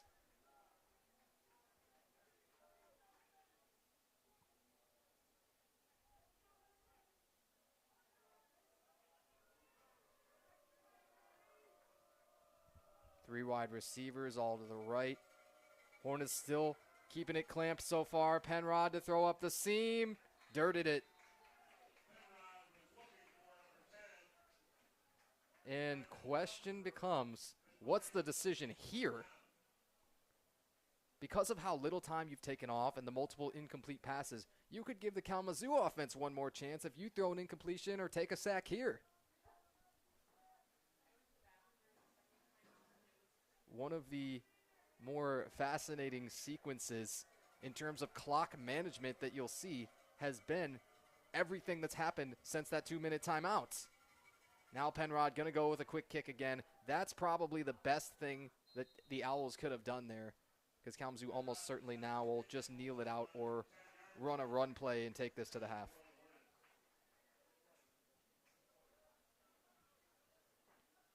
Punt was good as well. Kalamazoo will be well inside their own 20-yard line. In fact, at the 10. Great punt, all things considered. 2 QB quick kicks. Again, not things I had on the bingo board today. Just 19.9 seconds until the half. We'll give you the stats rundown, take a brief break, and then we'll be right back at it for 30 more minutes. Would you like that? Still, we offer that as just a hypothetical, or rhetorical, because that's what you're going to get. They'll go Riley, run power one time. Riley does break a tackle and lunges forward at the end, but it'll be a pretty short gain. Just glad to see Sheldon Riley back out there after that second drive. He came off the field for a little while. Speaking of coming off of the field, the Hornets will come off with a 14-0 lead. The massive scoring plays.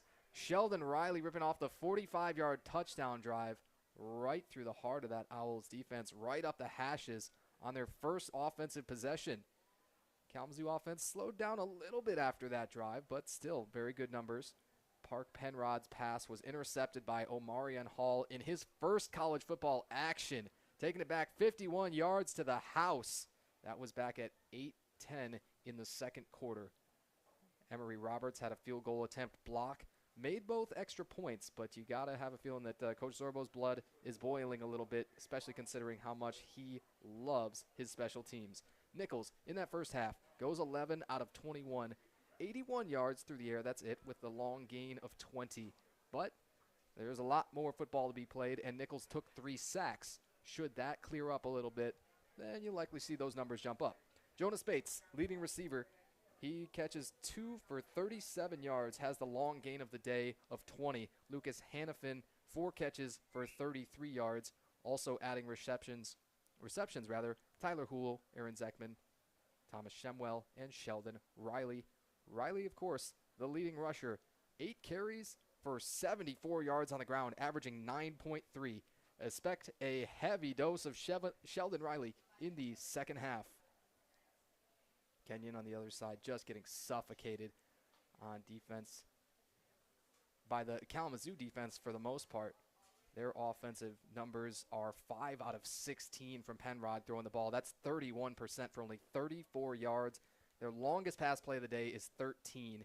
And rushing the ball hasn't been much different either. It's helped a little bit by the 2 long rushes on that last drive. Penrod with a 16-yarder, as well as Drake Lewis with 13. They're just over 60 yards here at the half. And the one fumble, the muffed punt from Tracy, was able to be recovered by Dominic Simpson. A whole lot happened in that first half. We hope to have such an eventful second half for you, but you'll find out in another 20 minutes or so when we're back. We're going to take that break and be back with you for half number 2. Tanner White here with Kalamazoo football. 14-0 lead at the half for the Hornets.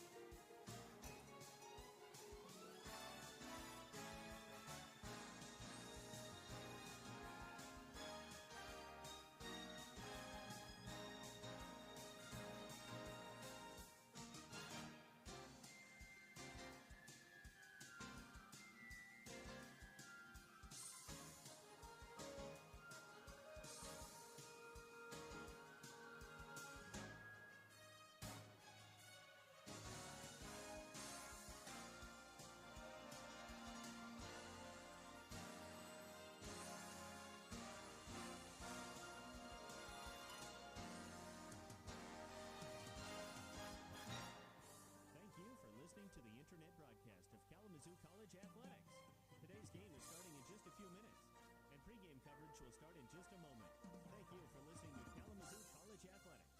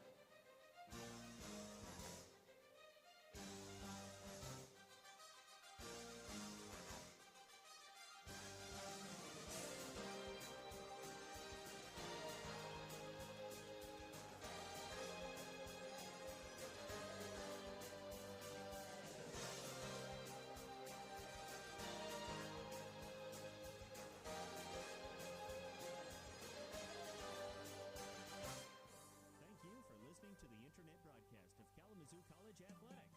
Today's game is starting in just a few minutes, and pregame coverage will start in just a moment. Thank you for listening to Kalamazoo College Athletics.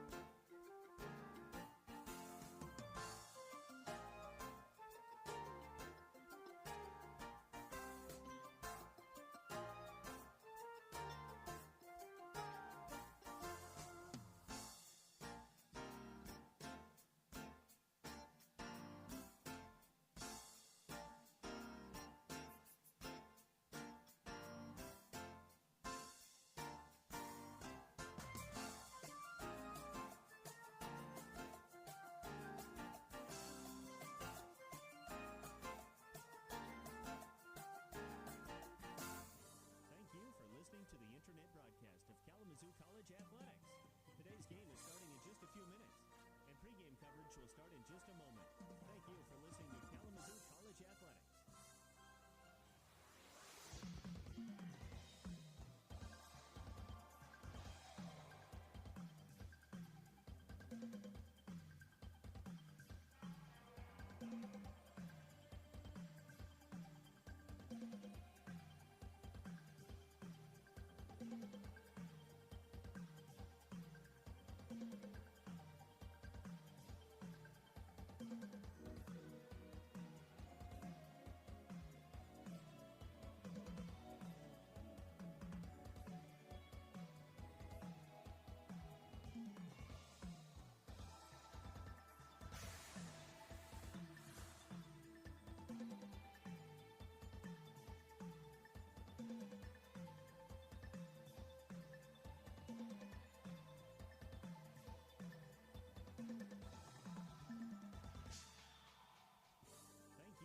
To the internet broadcast of Kalamazoo College Athletics. Today's game is starting in just a few minutes, and pregame coverage will start in just a moment. Thank you for listening to Kalamazoo College Athletics.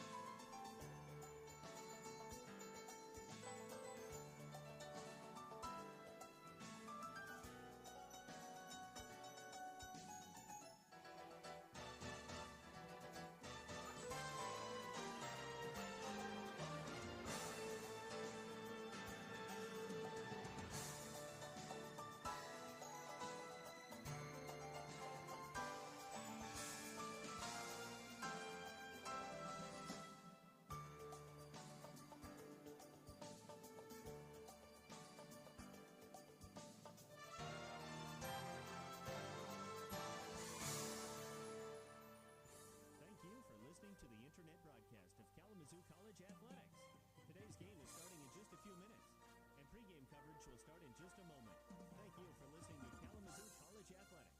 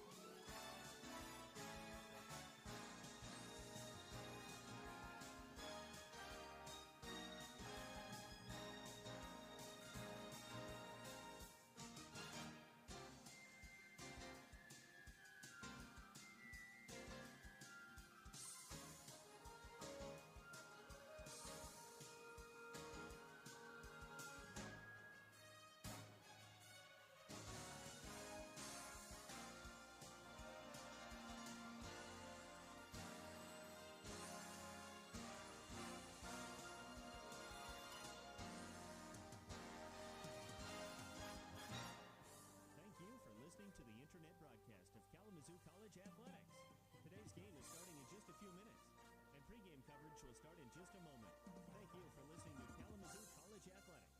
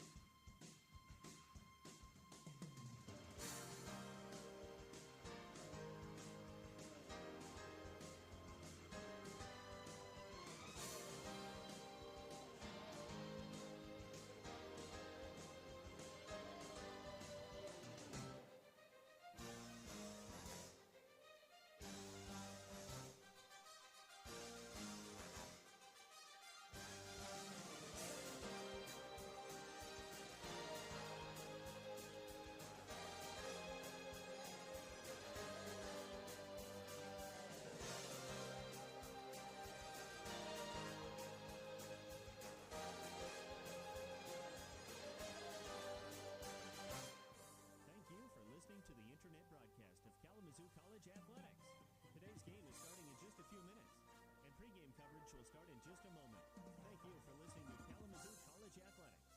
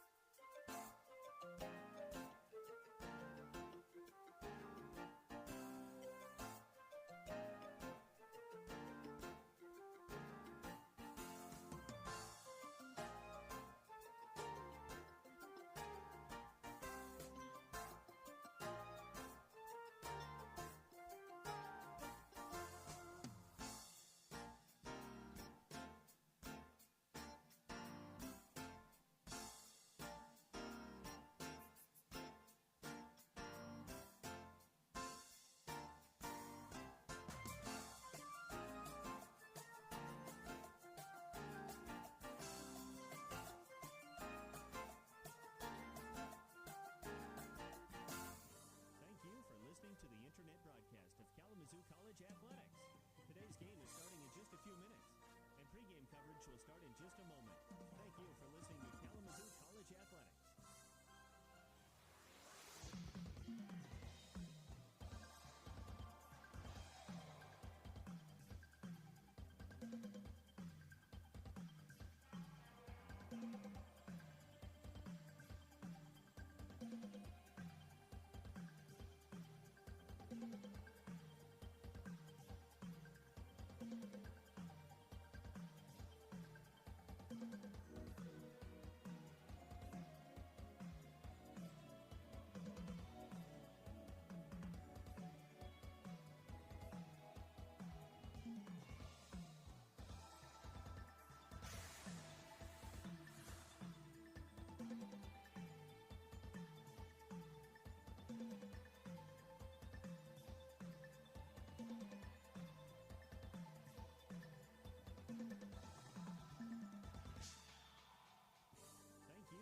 To the internet broadcast of Kalamazoo College Athletics. Today's game is starting in just a few minutes, and pregame coverage will start in just a moment. Thank you for listening to Kalamazoo College Athletics.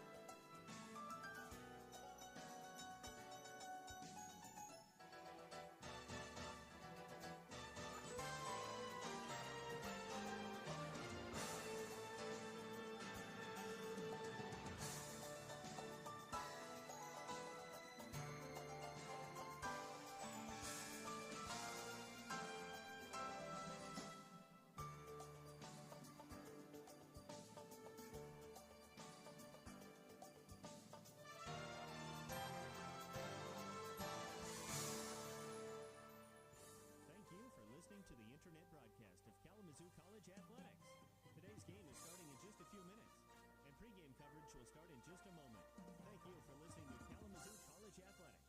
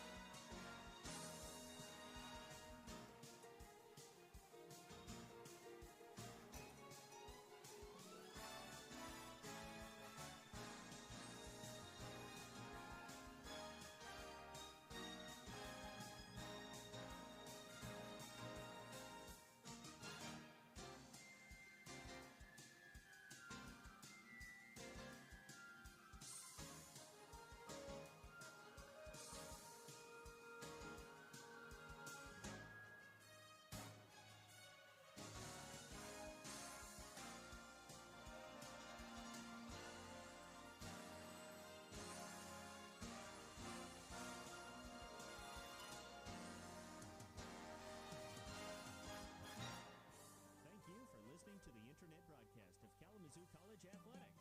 Today's game is starting in just a few minutes, and pregame coverage will start in just a moment. Thank you for listening to Kalamazoo College Athletics.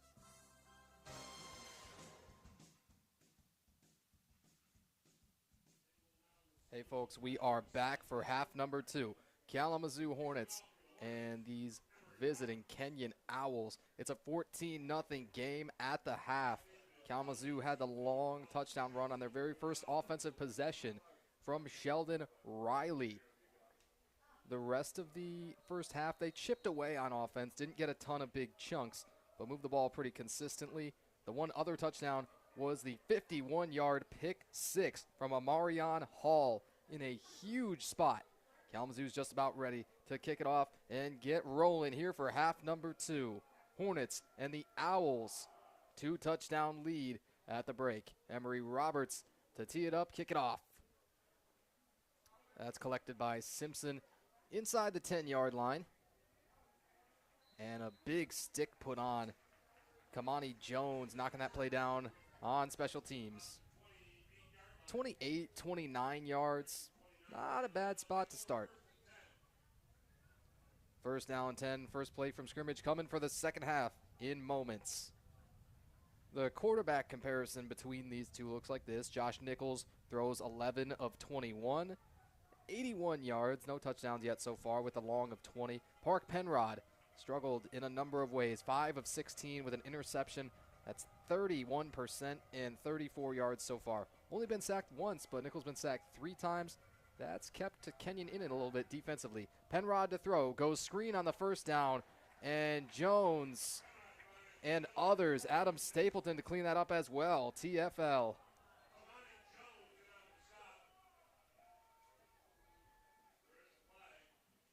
Flag comes, looked a little bit late after the play maybe as well. We'll check this. We've seen one offensive pass interference, and oftentimes you see that on screens when receivers try to get downfield a little bit too quickly and start blocking before that pass is completed. Watching it back, I don't believe that that's what we have here. It is a defensive penalty. It's marked off on Kalamazoo. Still looking for the indication.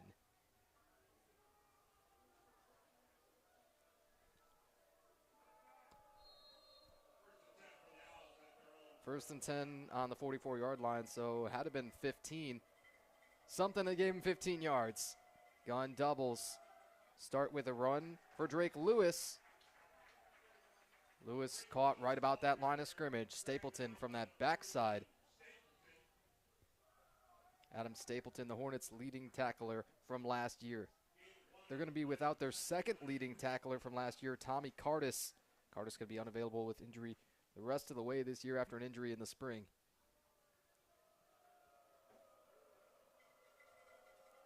Three by one. You see a lot less tight end usage now than you did in the first couple of drives from the Owl.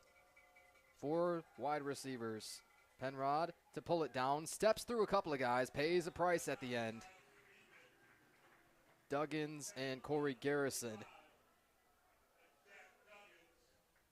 Jack Duggins in the first half, if you missed it, got his first career sack here with Kalamazoo.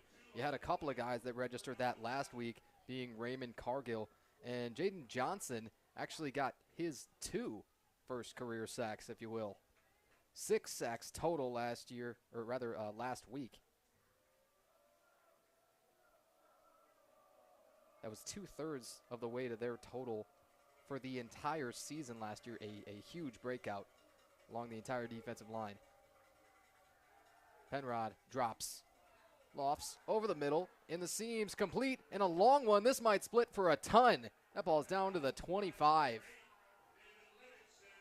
One of not very many times that we've seen so far today with less than sure tackling.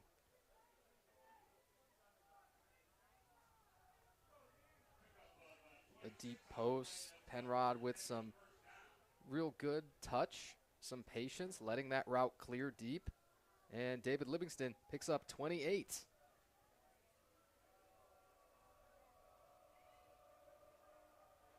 Back in a trip set. Drake Lewis, the running back, set the other way to the left. Penrod to get it out quick, puts it right on him, and a stick at the end by Myers. But a completion to Charlie Taylor and a moderate gain.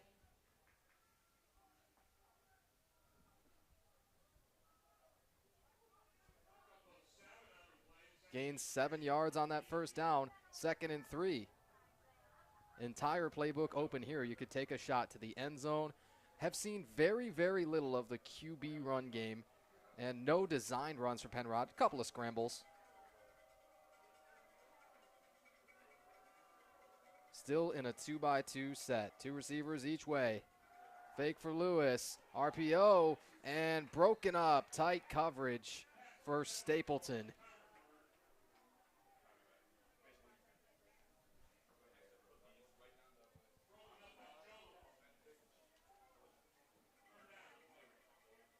Comerford was the intended receiver. Adam Stapleton showing up all across the stat sheet in a lot of ways. Tough position that he plays, having blitz, coverage, and run responsibilities at that outside linebacker spot. A give for Lewis on that 3rd down. That extra effort probably got enough. Carried Dinas, Ballabuck, even Corey Garrison a little bit. If you weren't with us in the first half, we told you that Kalamazoo has the reigning MIAA Defensive and Special Teams Players of the Week. Corey Garrison from his inside linebacker spot and Emery Roberts at kicker.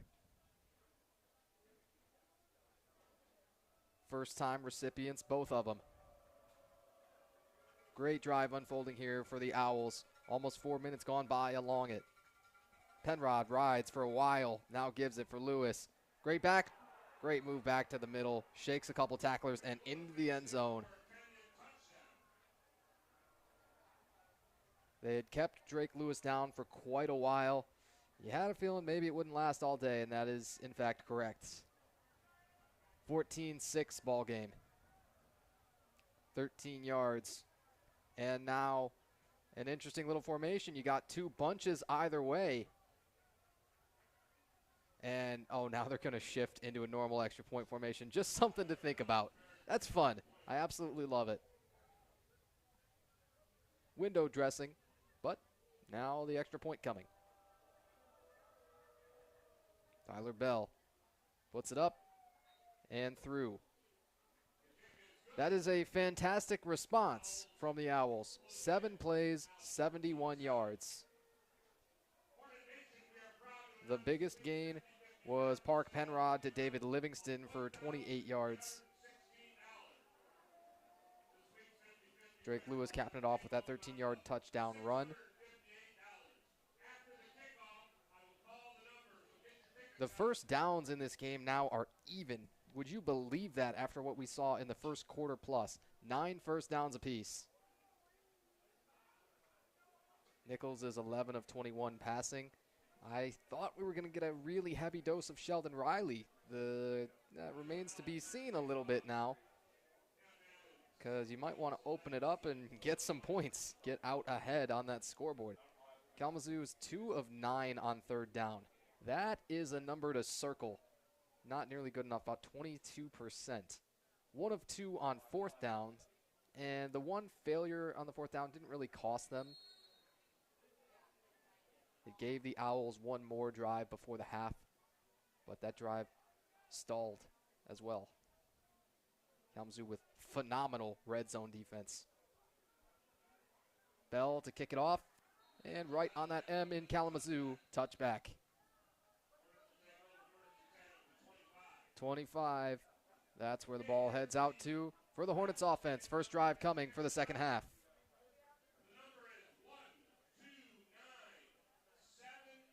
Three penalties enforced against the Owls for 35 yards, just 2 for 30 against Kalamazoo. Now, if you had 2 penalties, you'd rather prefer that they were probably 2 pre-snap and let's say 5 yards apiece. Unfortunately, 2 personal fouls. But, you know, besides that, Kalamazoo hasn't turned it over. Josh Nichols, you know, could complete a couple more passes. We've actually got a flag. Not certain what this could be by any means. Kickoff was clearly not out of bounds, but it looks like the ball is going to be moving a little bit beyond the 25 to start this drive. Oh, an offside penalty on one of those front line members from the kickoff. Somebody moved a little bit early. And now they're not going to re-kick it. They're just going to add that 5 onto the touchback spot. That helps a little bit. Kalamazoo to start the drive now at their 30. 10 minutes. And 58 seconds showing on the game clock. They're going to follow Munger on a counter. Riley might take a short loss. Nichols, after he handed it off to, got whacked. I think that's what the left guard, Andrew Munger, was saying. Went back behind the line of scrimmage to pull Nichols up after the play. Officially, no gain. Trips to the wide side for Kalamazoo. Riley, now with a lot of room. Riley first down and more. Punctuates the run for 15 and trucked over Matthew Ehrenreich at the end. So maybe it will be the Sheldon Riley show, given that first carry.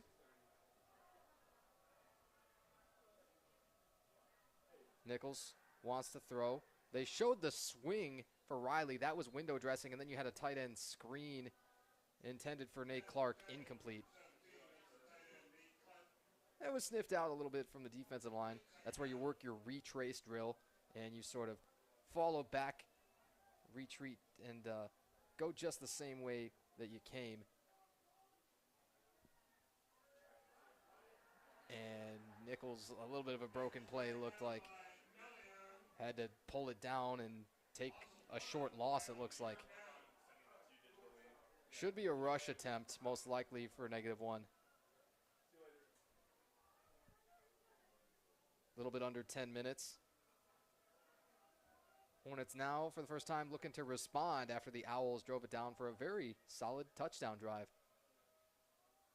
Only rushing 3, dropping 8 in coverage. And that coverage is super, super tight, plus that ball batted. Incompletion, and the punt unit going to come out. Hornets will get the one first down on the run from Riley. Now have to punt it.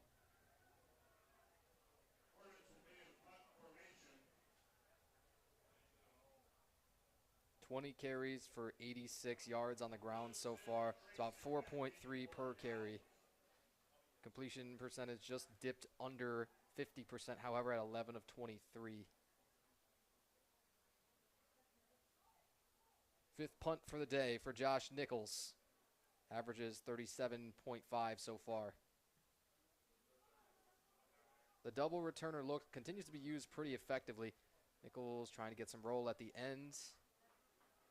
And Raymond Cargill gives that thing a little bat forward, see if the wind moved it. It's not massive field flippers. It's not 60-yarders with 6-second hang time, but it is effective, and there is no returns. Works well. 35 yards, all net. Owls to start from their 22-yard line coming up. A fumble on each side. Both teams were able to recover their own. The one interception from Penrod to Amarian Hall taken back for the pick 6. Still, though, tight one, 14-7, Hornets lead. Two receivers in a tight split to the right. They're going to hand off and try and run that way with Drake Lewis. Lewis is popped. Paid the price, Panucci, from that D-line spot.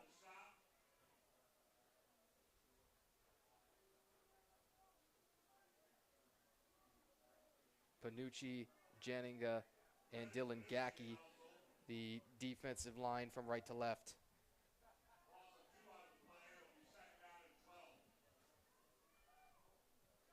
Officially a loss of 2 yards. That's a big play. Now you likely force a pass attempt here on the second 12. Penrod wants another one up the seams, picked off. Alex Pepin. Pepin got a chance on a run back. Couple of good moves. Pepin still on his feet. Hurdles a man. Falls forward. Inside the 15-yard line.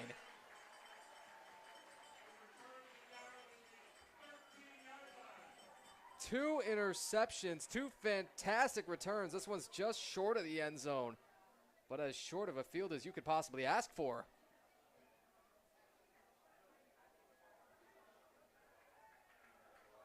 Pepin was in on the TFL last play, gets his hands on a pick this one.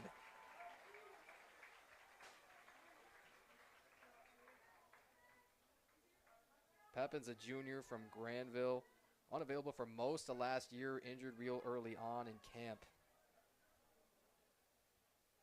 Interception number 2 for him here in Kalamazoo. They'll hand off with Riley on the first down. Jaquez James, the tight end, running behind to try and help that run play along. Malion wraps the play up for a short gain, about 2 yards. Jaquez James still in there as the number 3 receiver to the left. Spates, the solo receiver, as usual, to the right. They're going to run Riley. He picks his way through, patient, falls forward, flag is out. Wouldn't have been far from a first down. We'll wait to see on the penalty.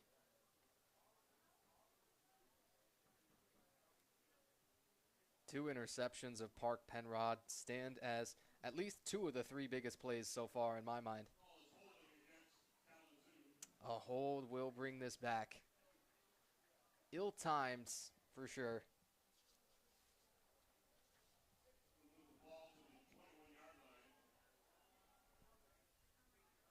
Hornets backed up now to the 21. It's a second down. You've still got some time to try and maybe get sort of half of this back or take a shot to the end zone, whichever you feel.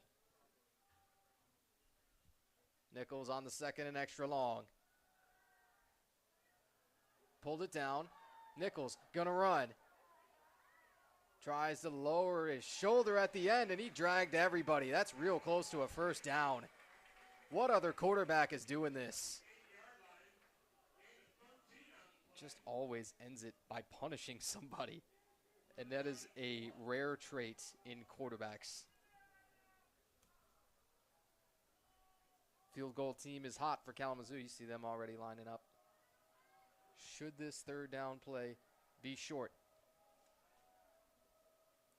Spates, the inside receiver to the right. 3rd and 5. Nichols wants to throw. Back corner. Little handsy. And the free first down coming.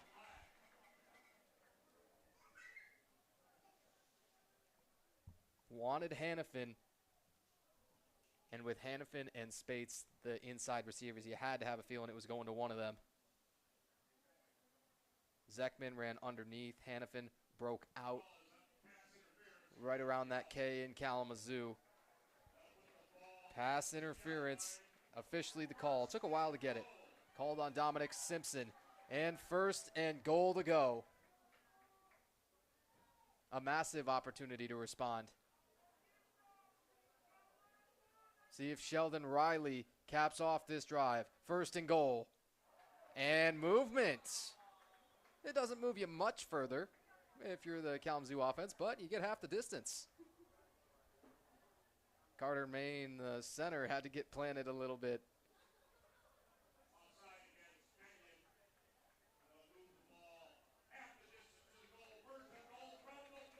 call it maybe the 1.5-yard line at worst. Just about a best case scenario. Plus, it's still first down.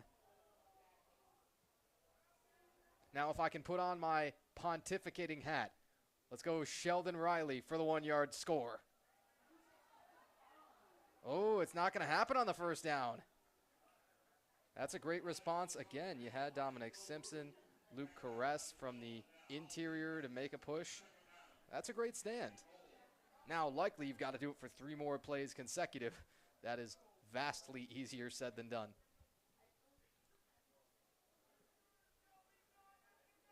Ball should still be on that 1-yard line, but no gain. Still, I think it's Sheldon Riley time from the 1-yard line. And this is going to be a big loss. Run play just took too long developing.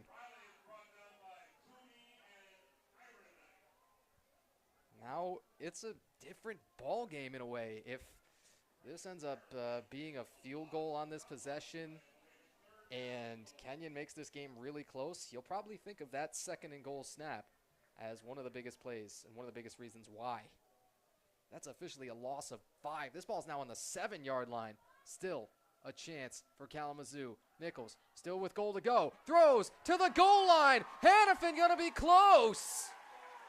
And touchdown, Nets. How did he survive, let alone get across that goal line?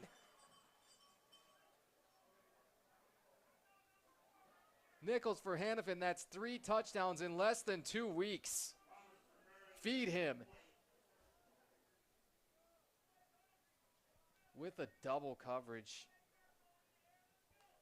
Important extra point still, to be sure. Roberts to go 3 for 3. Count it. 21-7 Nets.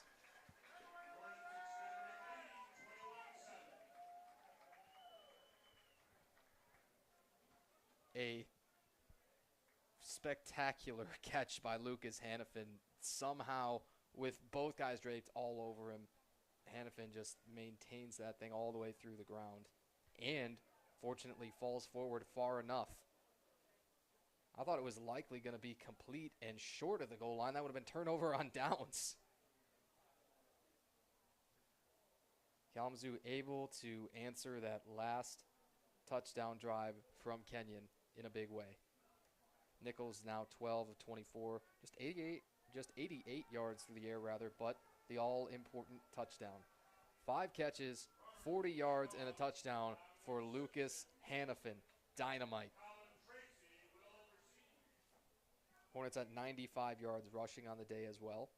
Good number through less than 3 quarters. That 45-yard run by Sheldon Riley still standing as the longest play of the day on either side. Roberts liking this kickoff from just outside of the right hash.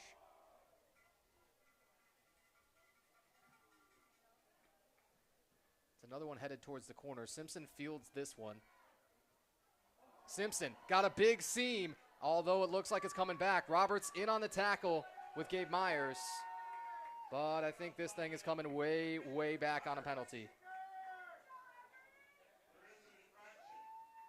Roberts is hearing it from everybody, happy that he's in on the tackle. You don't want them to have too many opportunities to have to make a tackle, but Emory did a good job on it.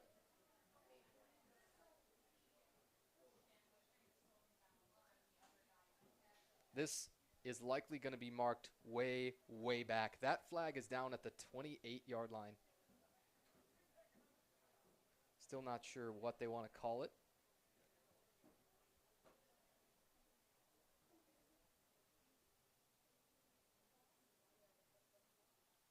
Announcement coming. And they're pointing a way I didn't expect. They're in fact pointing at Kalamazoo for holding. Well, another big swing. This ball is going to start beyond midfield.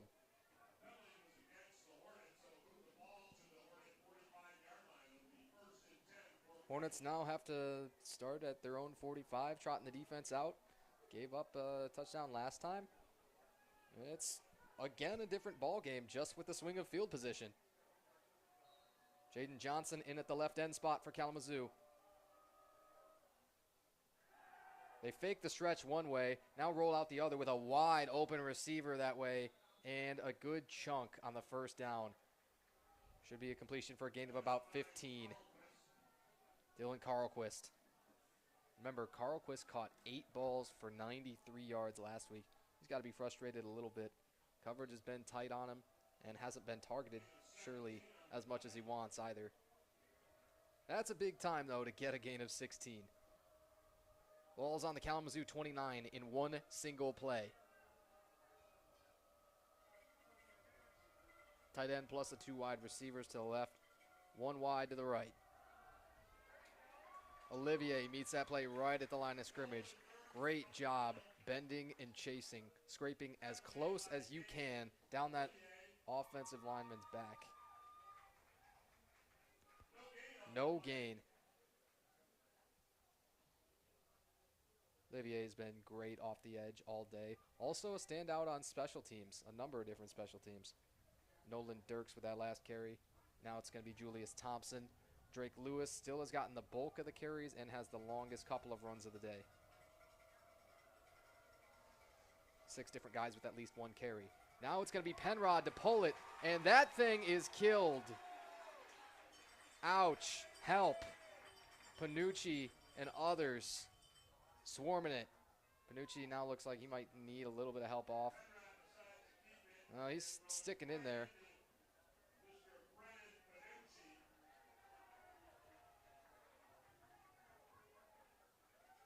Janinga gave a couple of extra fist pumps there. I think he's just telling that sideline, hey, get up a little bit, guys. We just made a big TFL. Wondered if at first he was calling for a sub, but no worries. Brennan Panucci, 3-yard tackle for a loss. A double set, motioning now to a 3-by-1. Penrod wants to launch, and high and away. That's a fastball for ball 4. Still very much an in-between spot. You've seen a lot of these tough decisions. You could punt. You could consider a really long field goal. You could go for it.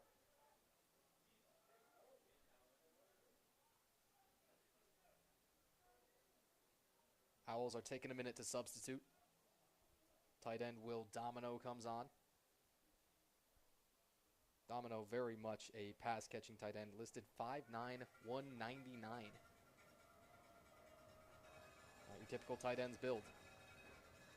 They're going for this thing. The Owls on the 4th and 12. Park Penrod flushes, got a lot of room to run, throws it up the seam, incomplete. And it's not a bad looking pass either for Comerford, all things considered.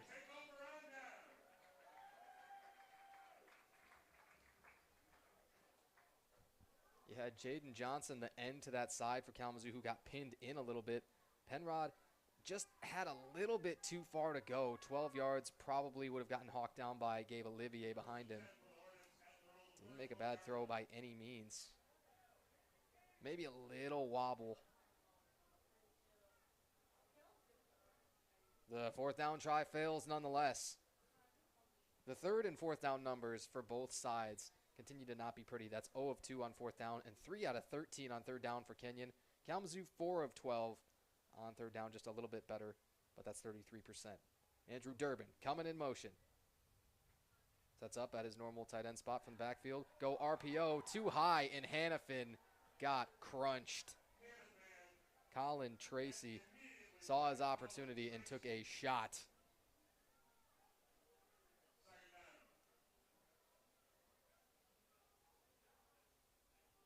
After Nichols passes incomplete on first, you'll have a 2nd and 10.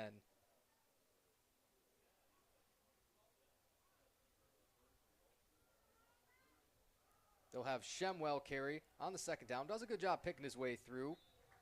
Some good patience. Eventually wrapped up by Andy Melian. Melion's really been impressive 6'4", 286, by far the biggest body along that front. And he's shown it. Not a bad run for Shemuel, though. Gains 4 yards. Nichols got 6 more to go. He flushes and takes a seat. A sack for Canonico.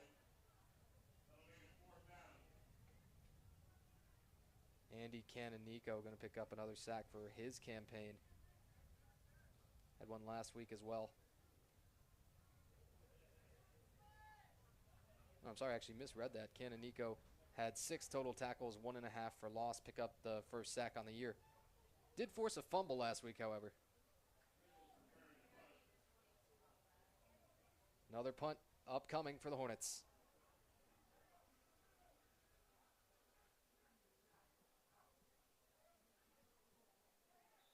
Canonico does have 11.5 career sacks. That's a big number. Back in 2022, he had 6 of them and 18 tackles for a loss. In terms of defensive line really altering games, that is scary.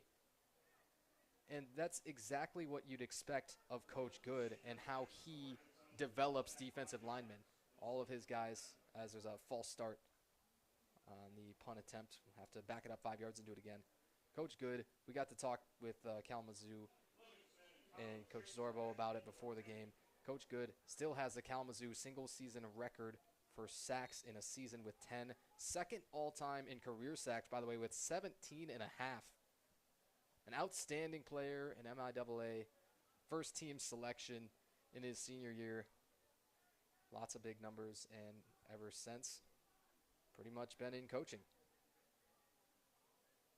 Nichols to punt. And this is boomed. Crushed. Oh, look at the roll. Are you kidding? Inside the 10-yard line. Get up, Kalamazoo. Far and away, the best punt of Josh Nichols' life. Not just this game, not just career. Come on. That is 71 yards. It was a 4th and 21. You were way backed up. Nichols has been averaging in the neighborhood of 35 a punt. That just changed dramatically. 71. Have mercy. Coach Zorbo, 2-0 versus his prodigy, Coach Ian Good. 48-16 ball game last year. This one going to be tighter. That's all but guaranteed. Park Penrod back in the gun. They're going to hand off with Drake Lewis. Lewis steps through a couple would-be tacklers and has the first, not quite, short, though not by much.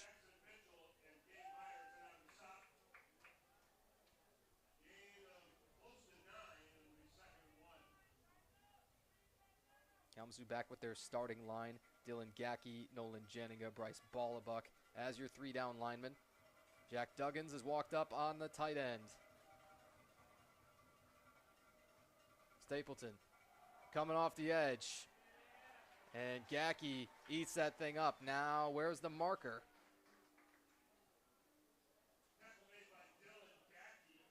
Should be close. Already was quite close. Half a yard maybe to go.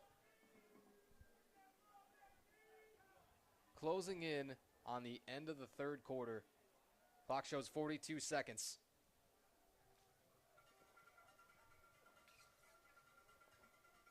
They've got to run one snap, but it could be the last snap of the third quarter. We'll find out.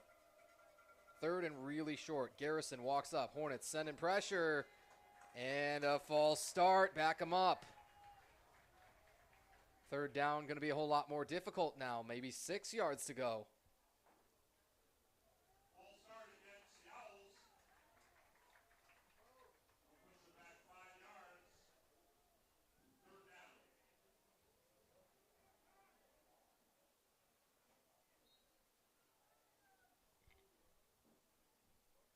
Now as the clock runs, it looks like Kenyon's going to elect to take this to the quarter.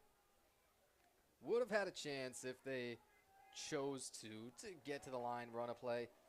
But they're going to live to fight one more quarter. About 5 seconds, and you'll have the horn.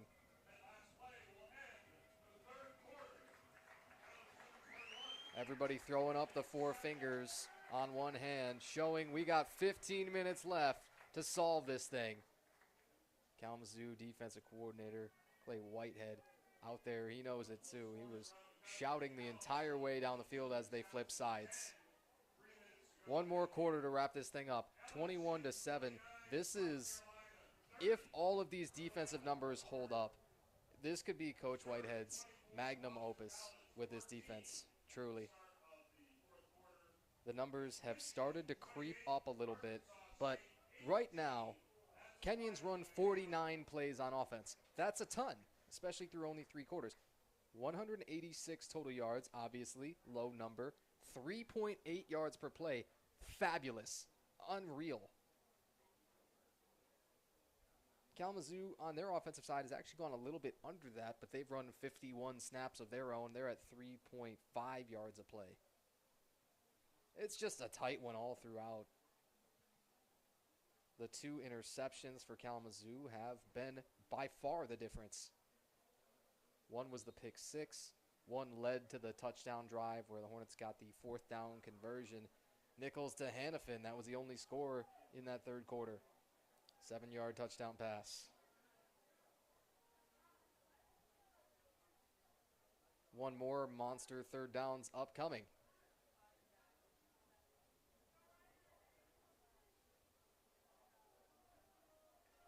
Jackson Mitchell, Kamani Jones, your 2 deep safeties. You have Pepin in at corner on the left side of your screen. Corner on the right side, Gabe Myers.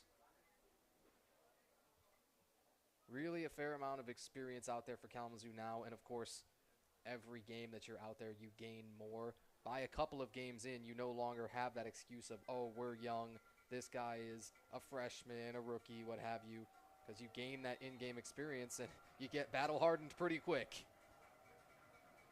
Trips to the right, the wide side of the field. Got 6 yards to go on the 3rd down. Penrod. And soft spot in the zone, completes. Good read. Brendan Comerford moves the chains. One of the better progressions that we've seen Penrod go through. He's patient. He has enough time to get it off. That's been a big one. And finds an open receiver.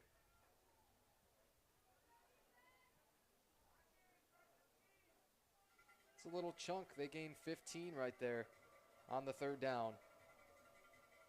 1st and 10 play. Penrod thought about the toss. Now he pays the price. Stapleton to smack that play. It'll officially be no gain. Officials' timeout's going to be taken here as well.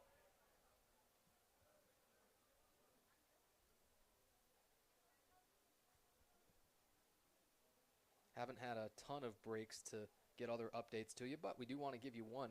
We've just had a game recently go final.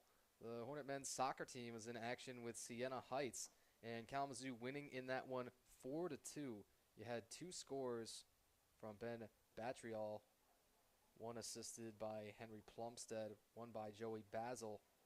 Tony Mares Viveros added a 57th minute score, and Henry Plumstead on the board in the 68th minute. 4-2 Kalamazoo. That men's soccer team improves to 2-2-1. The stoppage here is looking at a lineman, I believe 77, Jack Bernard, down for the Owls. Women's soccer going to be in action. They're set to kick off at 3:30, so just about 12 minutes from now here in the zoo. Good news as men's soccer was able to wrap up that win against Siena Heights. Volleyball, also a 5-set slugfest against Geneva, but the volleyball team here at Kalamazoo won today as well.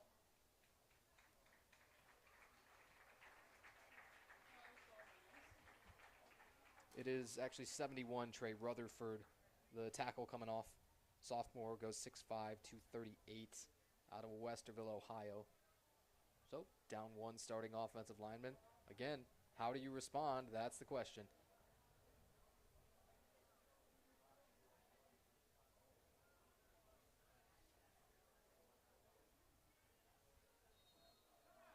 appears they're filling in with a freshman at left tackle, 56, Graham Ewing, 6'2", 288 out of Atlanta. Penrod faked the stretch, got clobbered. That ball's hanging up in the air a long time. And Mitchell, maybe a little tiny fraction early. I don't know, but it looks like it's flagged.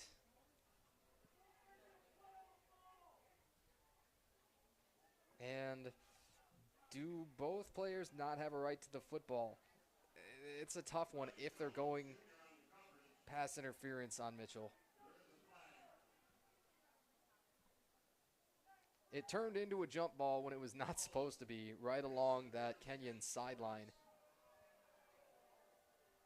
Mitchell talking a little bit with the back judge. It's another one where, arguing your case doesn't really get you anything. The good news, spotted the foul. It's not a big gain by any means. It is an automatic first down. That's the one thing Kalamazoo would gripe about a little bit. Motioning a receiver. And they throw in the middle of a bunch of guys. Everybody kind of looking at each other. Charlie Taylor and David Livingston were both over there. Hey, I thought that ball was intended for you.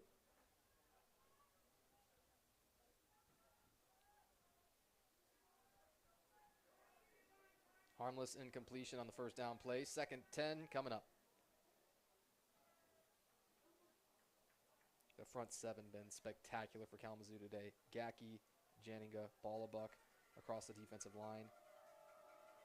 Olivier and others at the outside linebacker spot. Stapleton, Garrison, and Dynas right now. Garrison walks up to bring the war, and it looks like he drew a false start. Garrison is an intimidator as a blitzer, and I think that's exactly what the offensive line saw, especially because you just had that change along there, bringing in the freshman at left tackle.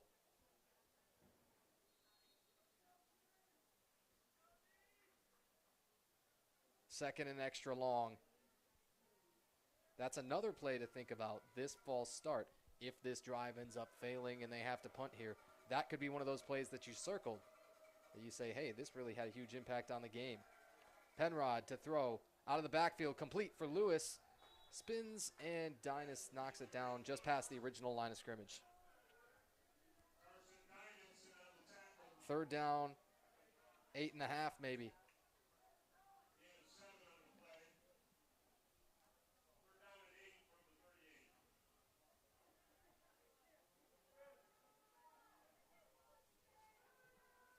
Hornets have had a good rotation at corner. They've got Amarion Hall.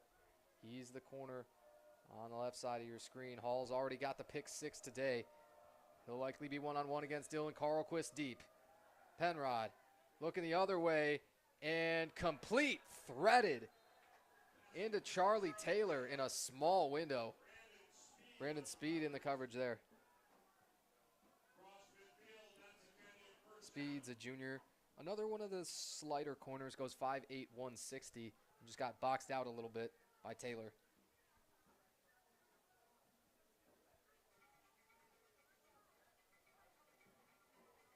It's still Speed and Amarion Hall as your corners. Mitchell and Kamani Jones at your safety spots. Penrod, play action. And middle of the field, that thing said quack, quack, quack, incomplete. Another 2nd and 10 upcoming after an incompletion on first. We've seen that twice on this drive. Looking for Comerford. That last completion to Charlie Taylor was 16 yards.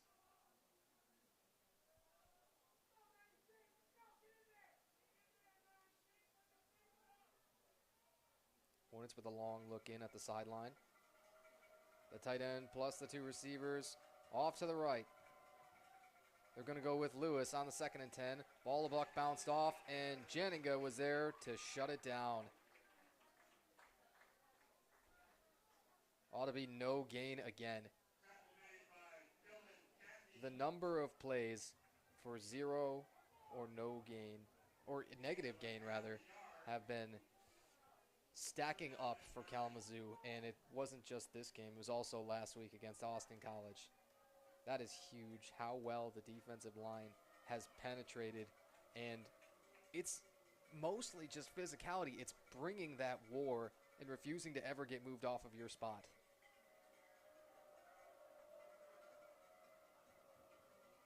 Third down and 10. Penrod back to throw. And do we have one more pre-snap penalty?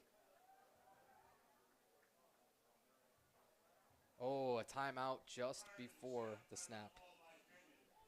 Kenyon calls it knowing that this is another crucial third down. Seemingly all of them are, because you just have a feeling this thing is going to be tight all the way. Scoreboard shows third down and 9. Chains maybe suggest it's more like 9 3/4 or so. But nonetheless, third down will be upcoming. 11 minutes, 39 seconds as the clock is stopped. Park Penrod, 11 of 28 throwing the ball. Couple of interceptions, but the completion percentage chugging its way on up there steadily. You had Aeneas Staley as he came in for just the one play down in the red zone on the drive before half. He completed his one for 13 yards. Staley hasn't been called on since. It's Penrod's team to do what he will with. Leading receiver for the Owls is David Livingston, 3 catches for 51. Nobody else over 30 yards receiving, but they're just chipping away slowly and trying not to panic. 89 net yards rushing. They've actually lost a couple of yards since halftime. Penrod has 8 carries for 30 himself. Some of that is the sack yardage added in there, but mostly having to scramble with it. A big third down. Penrod flushed by Gacky, sets his feet, wobbly ball, and the receiver worked his way back, might have drawn a flag. Now the question becomes, do they want to call this on offense? Carlquist was trying to play the bully there on Amarion Hall, and it could certainly be on him.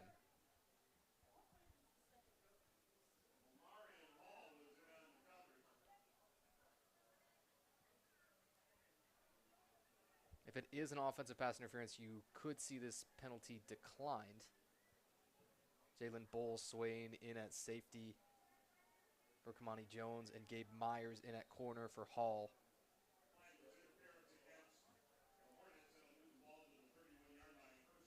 Oh, they do go interference against Hall. Still, it took quite a while to get that signaled in. We'll live with it. Ball's on the 31 now, plus an automatic first down on the penalty. Park Penrod to keep this drive marching. Low throw, really short gain if it's complete. Looks like it is. Even gains of 3 and 4 yards on first. Those are still positive plays. As long as you're moving it in the right direction, they have so much time. I think it is a strategy that you can continue to win with.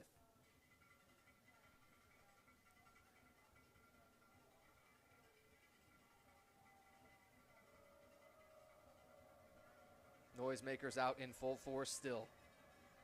Second down, medium. Penrod stepping up. Gacky there, ball is out! And Dynas on it for the Nets. Making 3 turnovers on the day, plus who else would it be but Carson Dynas to fall on this thing.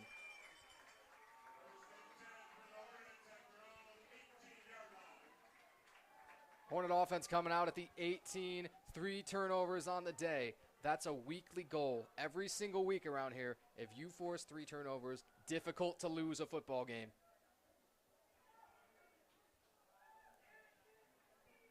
Penrod had done a really good job protecting the ball. The fumble from him recovered by Dynas, and the drive actually starts at the Kalamazoo 19. Tons of field ahead of them to burn clock, too. They start with Shemwell. Shemwell on the first down. Hog-tied down eventually.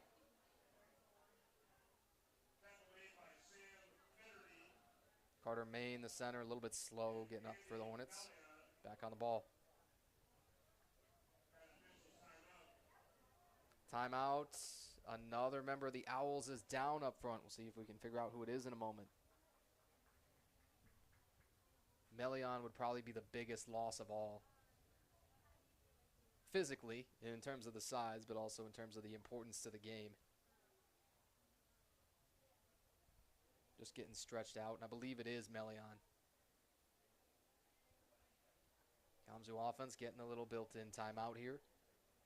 Clock shows 10 minutes, 34 seconds on the stoppage. Thomas Shemwell, that last carry for 3 yards. Melion and Andrew Cooney in on the stop. Take a look at some of the statistical leaders so far from the game. Corey Garrison, Dominic Simpson, Andrew Cooney, and Dinas, all with 7 tackles as the leading tacklers. You got the 1 Kalamazoo sack. It was Jack Duggins with his first career one. And 3 sacks so far for the Owls. 1 full sack each for Luke Caress and Melion himself. Penrod actually outpassing Josh Nichols so far. Not something that we thought we would see before this game started. 127 to 88. Lucas Hannafin, 5 catches. Nobody else on the Kalamazoo side with more than 2. It's not something that you see too often. Sheldon Riley leading everybody in rushing with 84 yards so far. A second down, a big shift from Kalamazoo. Looks like they're going to empty. You got 3 wide receivers right, 2 left. Nichols looking left the whole way. A throw for Houle in triple coverage. He caught it. First down. And you know you're going to get stuck when you catch a ball in that much traffic. Houle braced himself perfectly after the catch. And a first down. They'll stick with the empty. Go a 4-by-1 look again. 4 guys all to the right side. Nichols to roll that way. They keep 1 in to protect. It's Shemwell. Nichols incomplete. Wanted an intermediate throw for Hannafin. And Melion is down again. Again, this would be a huge loss. It was, in fact, him that went down last time. This is within a couple of plays, twice that he's gone down.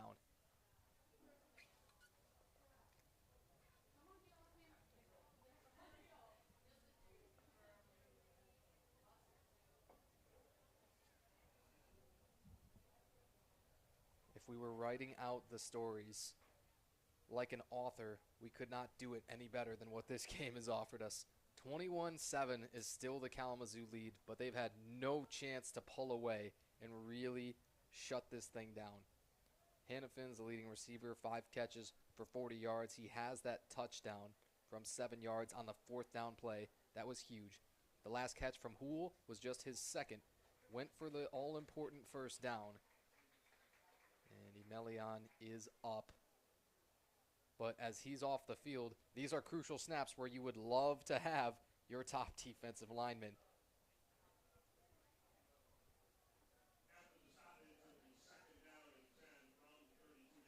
A 2nd and 10 upcoming. Houle lined up at the tight end spot. A lot of things they can do with him. It's actually a 2-back set, and Kalamazoo gonna shift. Now you have Spates lined up at the tight end spot. Another thing to think about. They motion him out wide. Spates gets set, and you got time for 1 more shift. Why not? They flop Shemwell from right to left. And after all the window dressing, it's a carry for just a couple. Dominic Simpson on the tackle. Simpson's a little bit more of a local guy from Livonia area. Went to Livonia Franklin. It's a very, very diverse roster in terms of where everybody's from on the Kenyon side, and they carry only 57 guys. Not a lot of depth over there, but playing hard, giving Kalamazoo everything they can handle. Still, 2-touchdown game. 3rd down, 8 to go for the Nets offense. Little bit of movement. Now, who moved first? You had 3 flags thrown simultaneously, almost as if everybody was perfectly in agreement and in sync.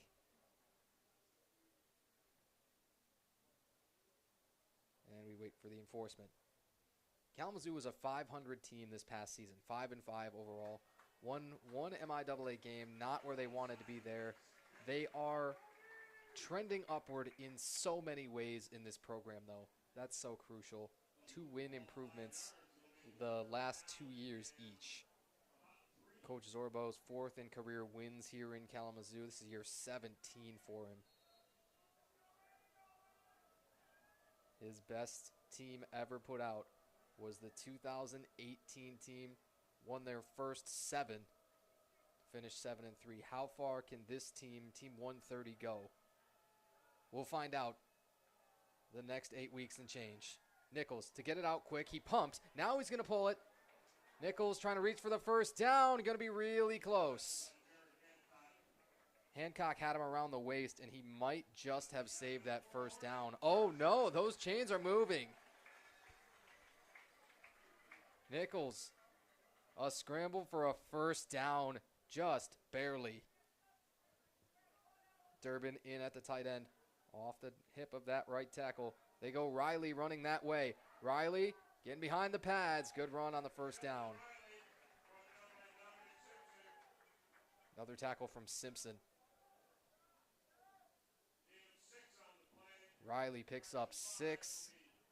That helps a lot. Tyler Houle discards the towel. Got 3 by 1. Now they might motion Clark all the way in. Indeed they do.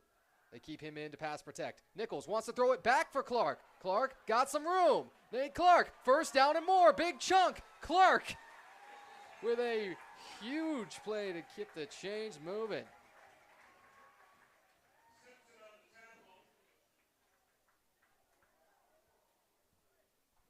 And another little wrinkle from the Kalamazoo offense. A little throwback screen to the tight end.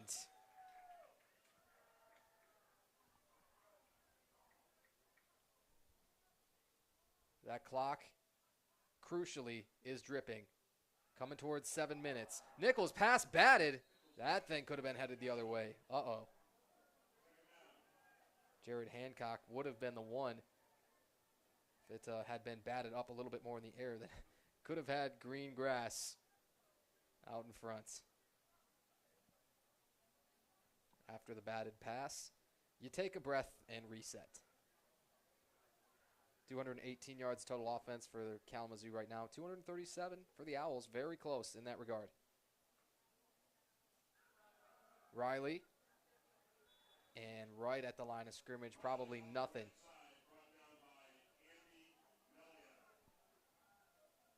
Million did check back in again. He's just a warrior right through this. Benjamin Dutton, the outside linebacker that way. 35 for the Owls with the stop.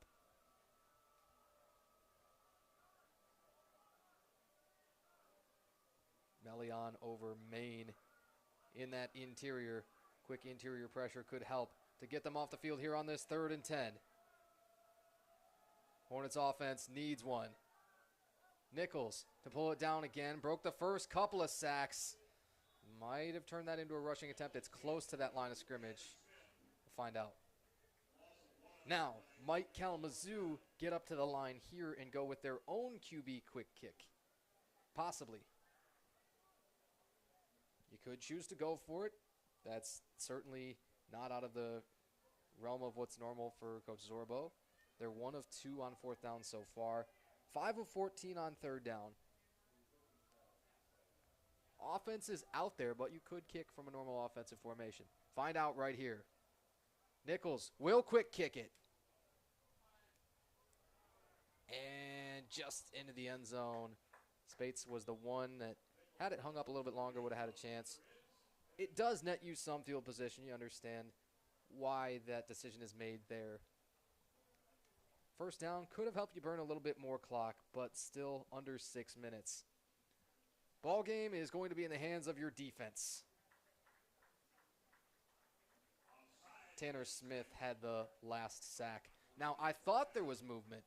That's finally enforced now, was not enforced pre-snap.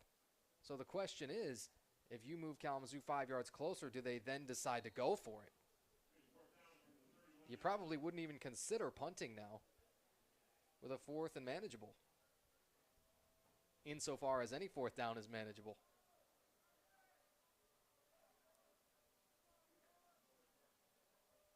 You could still choose to kick this here, maybe try and pin him inside the 5 with a lower or a shorter punt?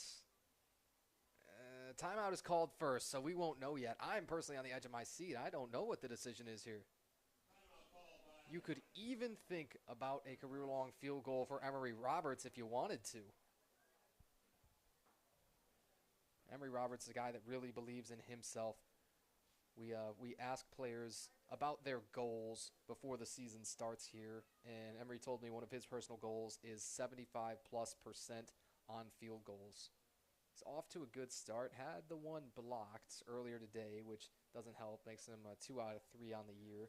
But the young man with a lot of confidence in himself. He's out on the field during this timeout for what it's worth.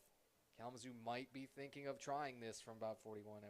Emory is going to measure his steps and walk through his routine a couple of times.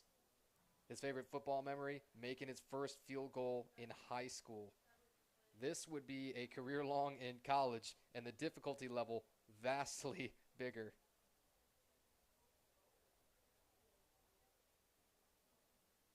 Roberts went through all the steps, now is going to come off, and the offense is still out there.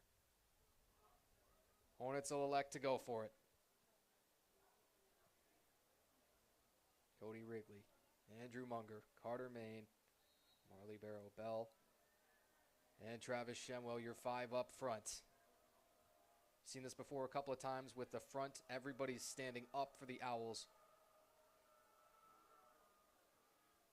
And now Nichols back in a quick kick formation. They'll just do it all over again. Spates with a chance to cover, lays out. Did he keep that thing in the field of play? Maybe not. Came as close as you can come, but I think it will be ruled a touchback. Or they could rule it something in the neighborhood of illegal batting. B-A-T-T-I-N-G, that is. An offensive rule meant to prevent an offensive player from batting a ball forward to a teammate under the guise of a fumble.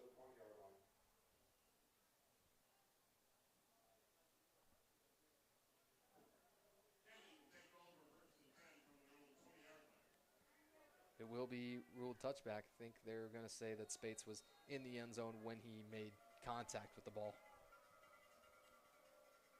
Owls get it back. 80 yards to go. A long bomb thrown up, by the way, in double coverage. And probably not the place to look there. No place to fit that ball in. Vinny Fidel over the top of that. Fidel, another guy in the defensive backfield that could see a lot more work this year. Fidel goes 5'9", 205, a sophomore from Armada, Michigan. Very good size among defensive backs. I like to see that. Trips right. Park Penrod having to sling this thing. And batted at the line. Now, is it a fumble? Nolan Janiga was on it. And, of course, you got to sell it. That would have been 4 turnovers on the day. Could you imagine? We'll say incomplete. I believe it was Ballabuck. No, it is Jaden Johnson. Just making... He has absolutely announced his arrival last couple of weeks as Jaden Johnson. 2 sacks last week. Now the pass batted at the line.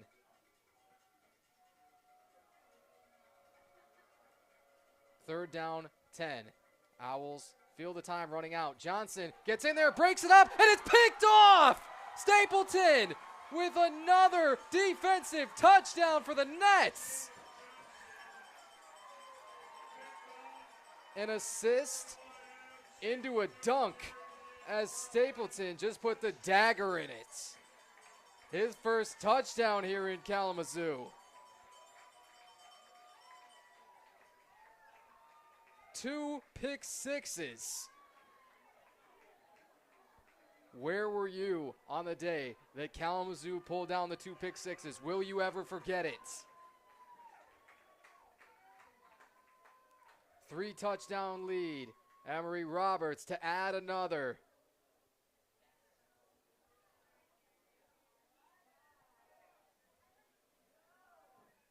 Roberts. Perfect. 4 out of 4.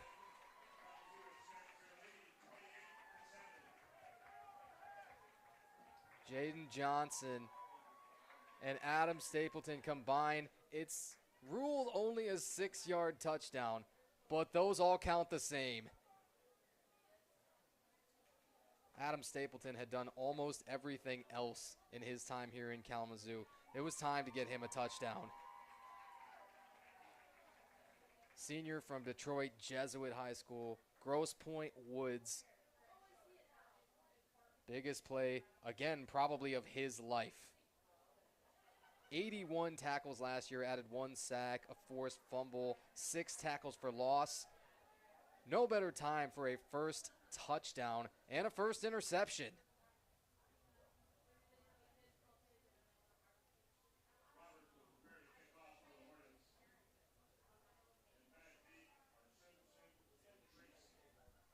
Simpson and Tracy still your deep men.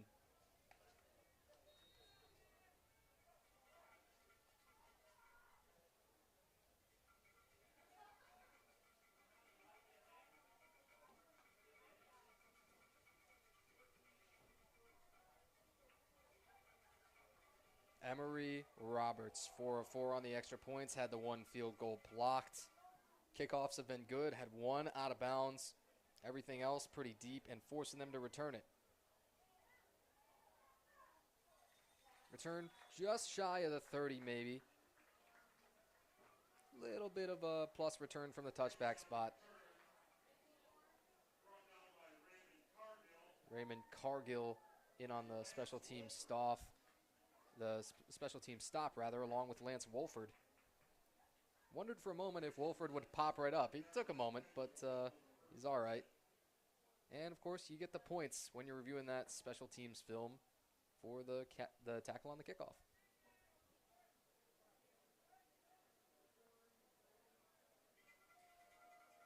Marcus Petty now in at outside linebacker. Petty showing some pressure, brings it. Penrod flushes that way. Petty, sack. Marcus Petty announcing his arrival again. Congratulations, young man.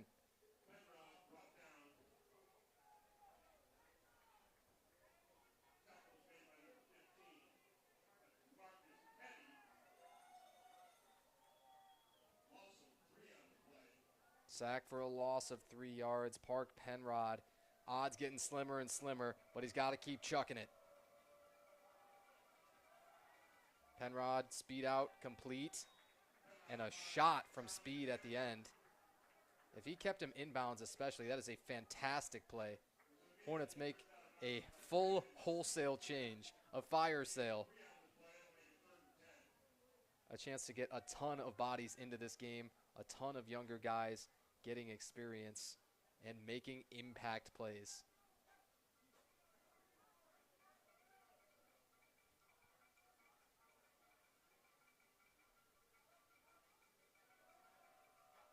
Hornets now bringing extra defensive back on the field. Park Penrod, pressured by Johnson. Ball's off the back of a lineman. If I'm Jaden Johnson, of course I'm hopping on that thing trying to sell it's a fumble, but an incompletion.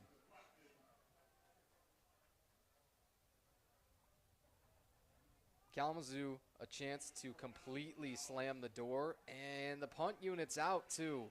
So the jig is up for this ball game. 3 scores to the good. White flag waved, and Coach Zorbo going to remain undefeated against Coach Good.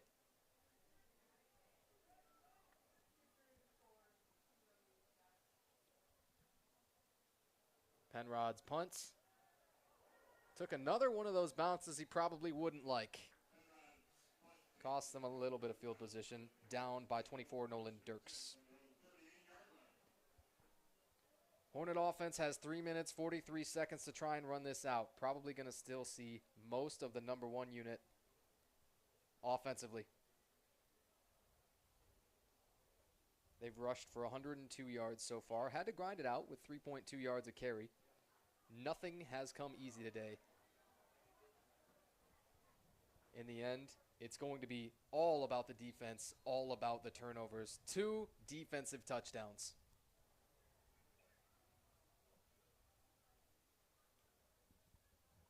Durbin in at the tight end. 2 tight end set with Durbin and Clark.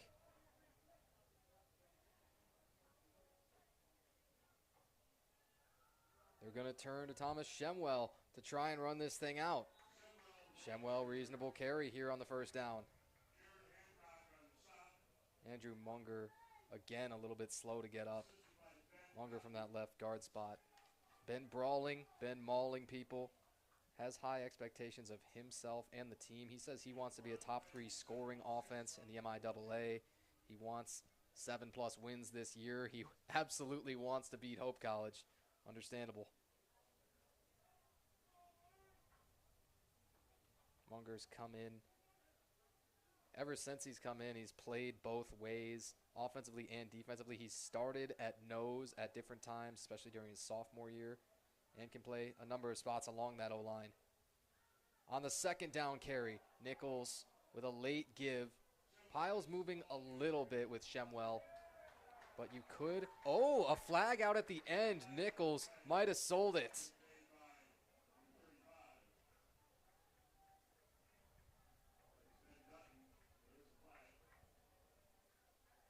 After Nichols hands this ball off to Shemwell, it looks like he's the one that sells the penalty against Alex Knight. And that penalty should just about wrap this thing up. Knight, a freshman, you understand what he's thinking. Get a shot in on the quarterback any way and any time that you can. Knight has learned his lesson, certainly, and won't have to think too much more about that. Try to just put it away. Dawson scooping in at quarterback, and the Hornets able to go with a little bit of second team here. Scooping, gives, Shemwell again, upended. Great job of just falling forward, though. Hornets able to get some other bodies out there. Carson Moat out at receiver goes 6'5", 195, about one of the biggest receivers you'll find here in the league. Hornets going with 69, Alex Russell at guard over Munger. A bunch of bodies coming in and out now for the Hornets. 82, James Kulikowskis in at receiver as well. Kulikowskis, a sophomore, 6'4", 185 from Plainfield, Illinois. Looks like we're going to have a timeout before the second down snap comes. Hornets are going to stick in the 2 tight end personnel. If they've got to punt this thing after 2 more run plays, I think they'll be willing to do so. But that 2-minute timeout just hit.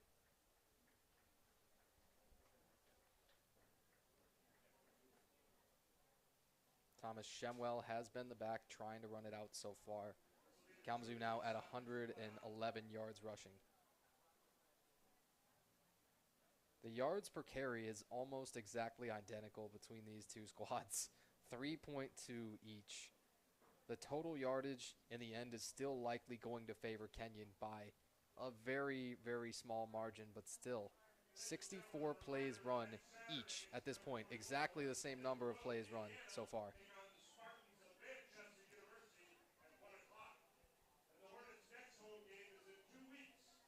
Just hearing a little bit more from the PA announcer. Kalamazoo will be heading to Manchester next week, take on the Manchester Spartans. And then the first night game in a long, long time, as Kalamazoo is going to play Calvin to open up MIAA play. That Calvin team did a number in their first game as a program, a brand new program this year. Shemwell carries for about 3. Third down and medium coming. Calvin won 55-6 week 1. Scored a couple of defensive touchdowns, scored a safety, and announced their arrival really, really loudly. Third down and 4 for the Kalamazoo offense. You wonder, would Scoopin consider keeping this ball with as much as everybody's been keying in on Shemwell on the drive?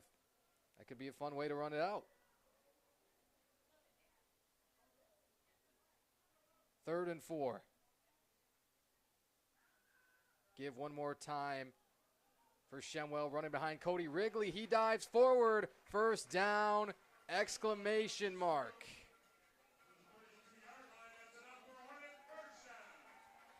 First down, and that'll do it. Scoopin will have to take a knee.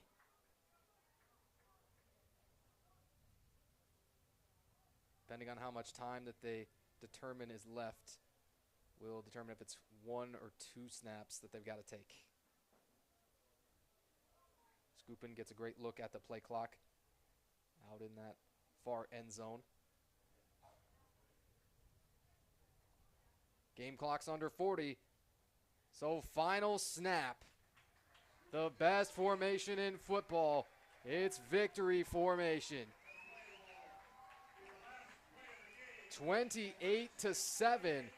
And the Hornets are 2-0.